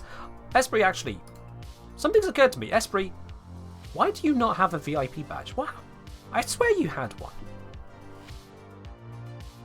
It just occurs to me, where's your VIP badge been this entire time? How long have you been part of this community? You've been following since 2021.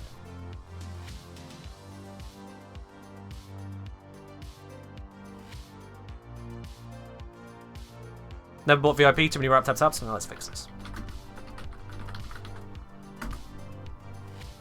There we are, that's fixed. That makes more sense now. How do you get my emblem? Exclamation mark glyph enforcer. There'll be a link in the reply from the bot, and that's how you get it. You literally just click the link while you sign into Warframe website, and then confirm. Job done. I should use got you the link.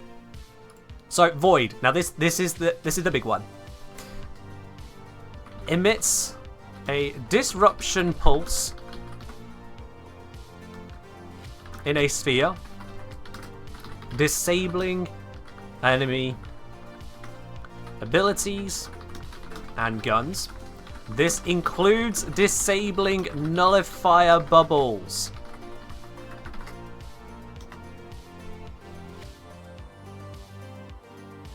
That's the whole idea of it. Null is beyond our universe, so nullifiers don't have a full effect on it. Nullifiers can block these abilities, sure, but then Void comes out going, no. Imagine this like a literal just kind of EMP pulse. Think of the nullifier pulse you get from Demolishers. Make it your energy color, and it just expands out across the room. New Warframe? Yeah, this is an idea I had about, literally, I think, yesterday. There's all napkin stuff. Yo, Cosmic Angel, 775 variety. Thank you very much for subscribing with your Prime. Welcome into the channel proper. Cheers for that. Enjoy your lovely blue sub badge, your emotes, your access to the supported lounge over on my Discord. That's a premium channel there. And no more ads for you. Nullify the nullifier? I mean, we are null. And then the holdcast, that's a void. Applies invisibility to you and your allies in the area based on the number of enemies in the area. Plus duration for plus enemies.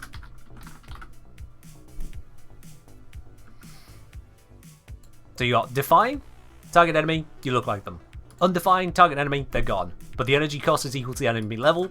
Efficiency can't be modded out. So you reach a limit. Tact. You bring up a group of enemies to your side. You use your tact. You offer them a deal. Intact. Target group of enemies, gain damage reduction based on the type of damage those enemies would deal to you. Basically an instant adaptation. Array, reduce enemy armor. Disarray, enemies are afflicted with radiation. And then Void, absolute shutdown, or avoid, apply invisibility to you and your squad. Is the running idea there. But yeah, Cosmic Angel say, woo! Your vids helped me out a lot. If I remember, Twitch exists too. Thanks for all the work you do, mate. Well, thank you very much for popping over here, Cosmic Angel. You have caught us right towards the end of the stream. We're wrapping up with this, but yeah. You all wanted to know about it? That is the Warframe idea that kind of rolled off the napkin. Can intact be cast on enemies affected by tact? Yes. Yes, it can. Passive? So the passive would be efficiency doesn't affect the energy cost, and instead, Null's efficiency sets its ammo efficiency. So if you have a 50% bonus to efficiency, you have a 50% bonus to ammo efficiency.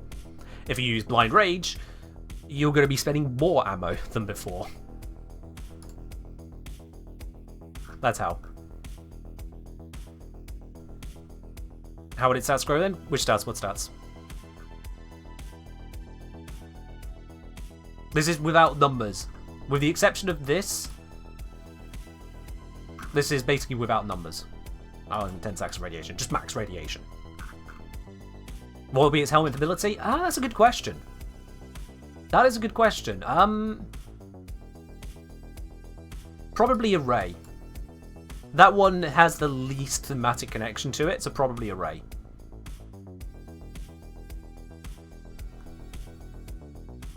Wouldn't have all its stats? Yeah, specifically efficiency wouldn't affect it directly, Solomon. And in terms of it not having all its stats, so Define and Undefined, they don't have an energy cost.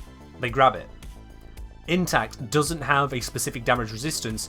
It takes that information from the world that you target. Avoid doesn't have a duration stat. It grabs that duration from the number of enemies affected, or in the area. So that's the whole, there's gaps. Intended built-in gaps in Null. Null is full of nulls, which it fills in by observing the universe. Is the Void creating a mirror Warframe that doesn't quite have all the details there, the gaps, the breaks in it. So range is important? Yeah, if you have a bigger range on Null here, you would have a bigger range on Void, therefore one, shutting down more stuff, screw you nullifiers, and number two, if you use a whole cast, you'll catch more enemies for a greater invisibility. It also means you'll be able to affect more with Array, you'll affect more with Tact, and you'll have a longer reach on Define and Undefine. Its weak point would be energy? Yes. Its weak point would be energy, because again, the Void would struggle with the very concept of it. So first of all, it failed to account for efficiency being used for energy, because the void entity is just like energy. What do you mean limited energy? That makes no sense if you were to try and talk to it. So in its mirror idea of a Warframe, it doesn't see anything just to emulate there, to fix. And that also means that it doesn't have energy generation built in. Is it energy basically void stuff to begin with? That's the point, Esprit, is that it's just a void entity that can mirror a Warframe. The idea of having limited energy is a laugh to it. How do you get this Warframe? Not my problem. Not my problem. Technically Undefined is unlimited damage? Yeah, it's limited by the level. And cannot be used on bosses, mini-bosses. So, not Demolishers, not Acolytes, not the Jackal, not the Stalker. But it could be used on Noxes. You deal with all these manageable enemies and a Nox comes barreling towards you? Undefined. It doesn't exist now. It's gone. That's the idea.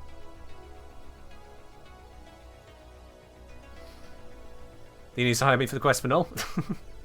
D can just take this idea. Almost sounds like an angel has reclaimed their consciousness. Maybe.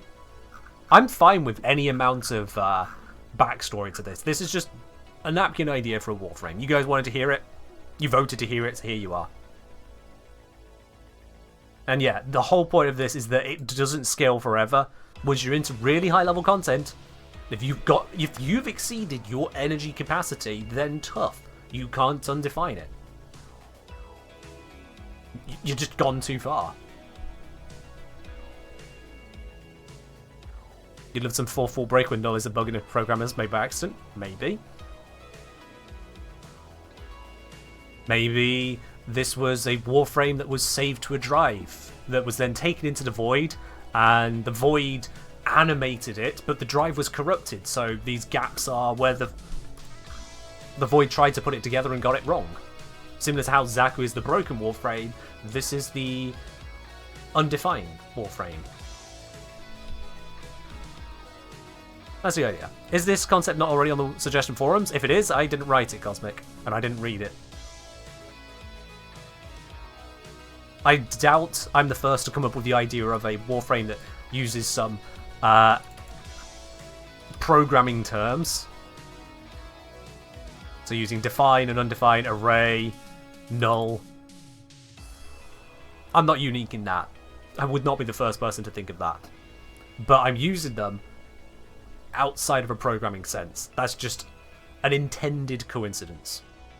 That's all. You're very welcome, Enforce. I'm glad you like the guides.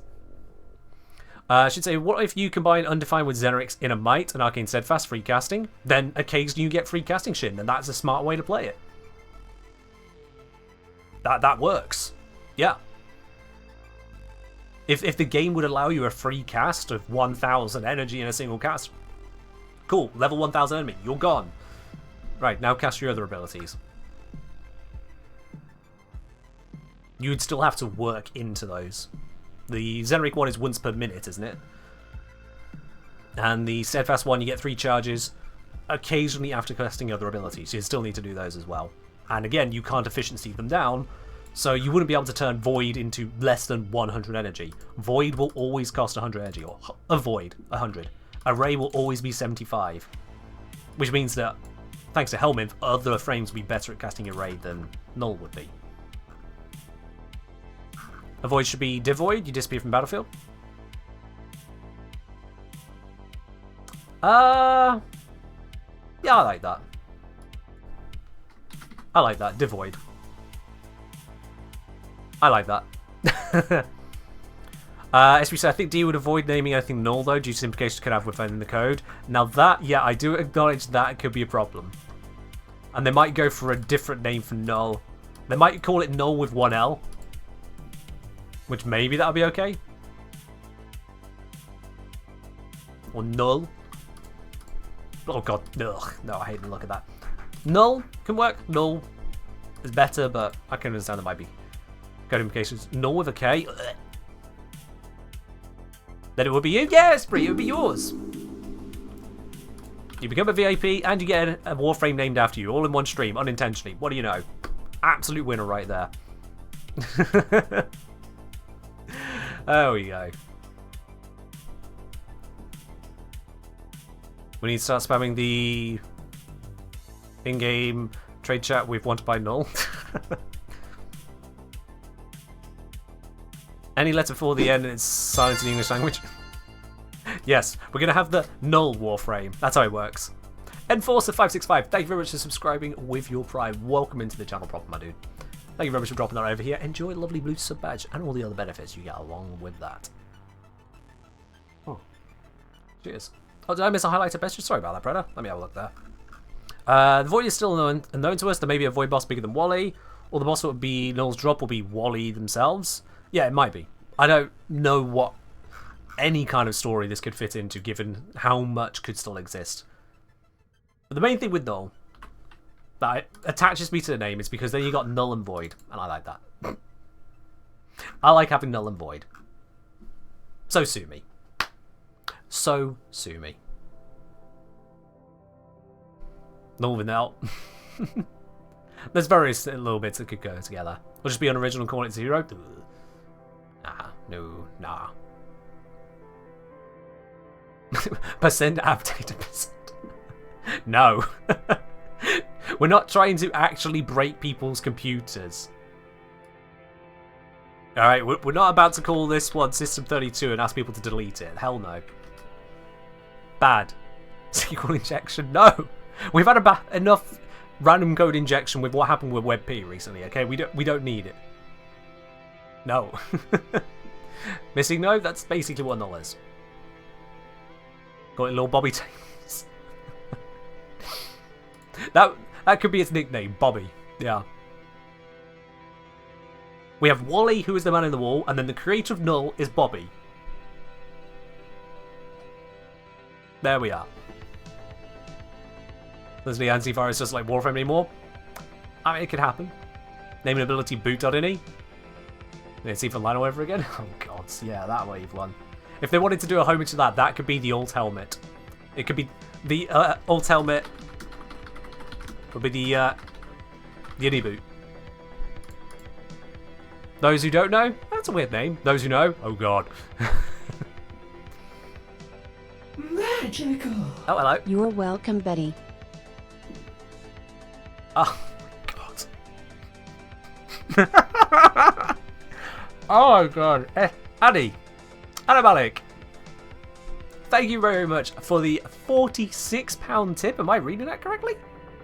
£46 tip. Ah, yeah. Yeah, I'm putting it all together. Alright. Anabalic, thank you very much on that. Wow. I massively appreciate that. Cheers, dude. Well then, I think it's about time we do a platinum giveaway. Passive rootkit. I don't know what the name would be for that.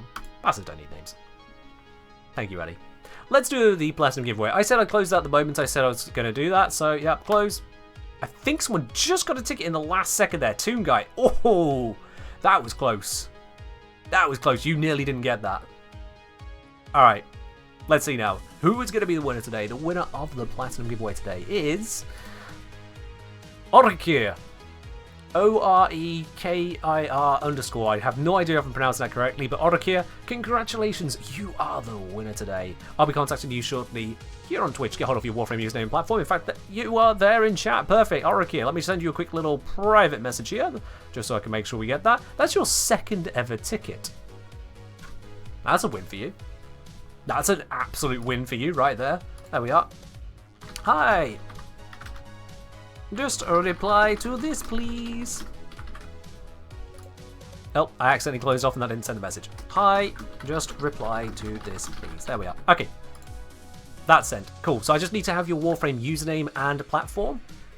Send that over to me there, and you'll get yourself that platinum sent on over your way. Congratulations, Orekir. How do you get tickets in the future? You get tickets in the future by typing !ticket. For further details, !raffle has been in the title of every Warframe stream I've done with a raffle for the last, like, a while. A while. But yeah, !ticket the entire time. That's all it was. I'm curious now, let's see. Following since... Ooh. Been a while. You missed out on that one. Ah. You got the glyph, at least. You got the glyph. Next time, of course. You'll have a try next time. Racing, I said this earlier. Ken is the math teacher, the economics, Alpha, the history, and I don't know how I even pronounced that, the philosophy. No, fair do. Fair do.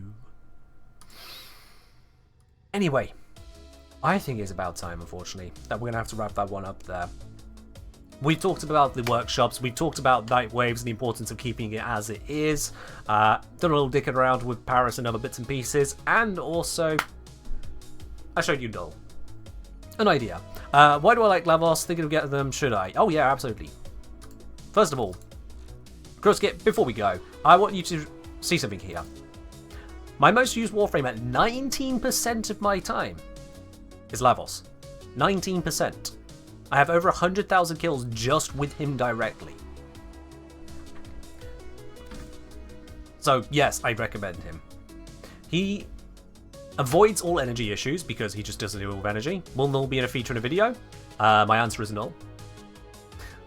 Lavos has no energy issues to worry about, so that bypasses that. Whether you're early game, late game, or whatever game, you just don't have to worry about that. And he allows you to be as passive or active as you wish, because he is very forgiving. You get some Warframes where you have to cast certain abilities or do certain things, otherwise you risk everything just going belly up. He doesn't force that on you. Instead, all of his abilities each do their own thing. They can work together, work independently. You do what you want to do with him. You've got healing, an opening for finishers, and toxin damage all in one. You've got a movement, as well as slowing enemies, all in one. You've got opening up finishers. You've got restoring your abilities, applying electricity. You've got conversion of orbs and conversion of ammo, all in one ability. And then sheer status and damage spread. It is beautiful. All works together. What's my build? This is my build right here.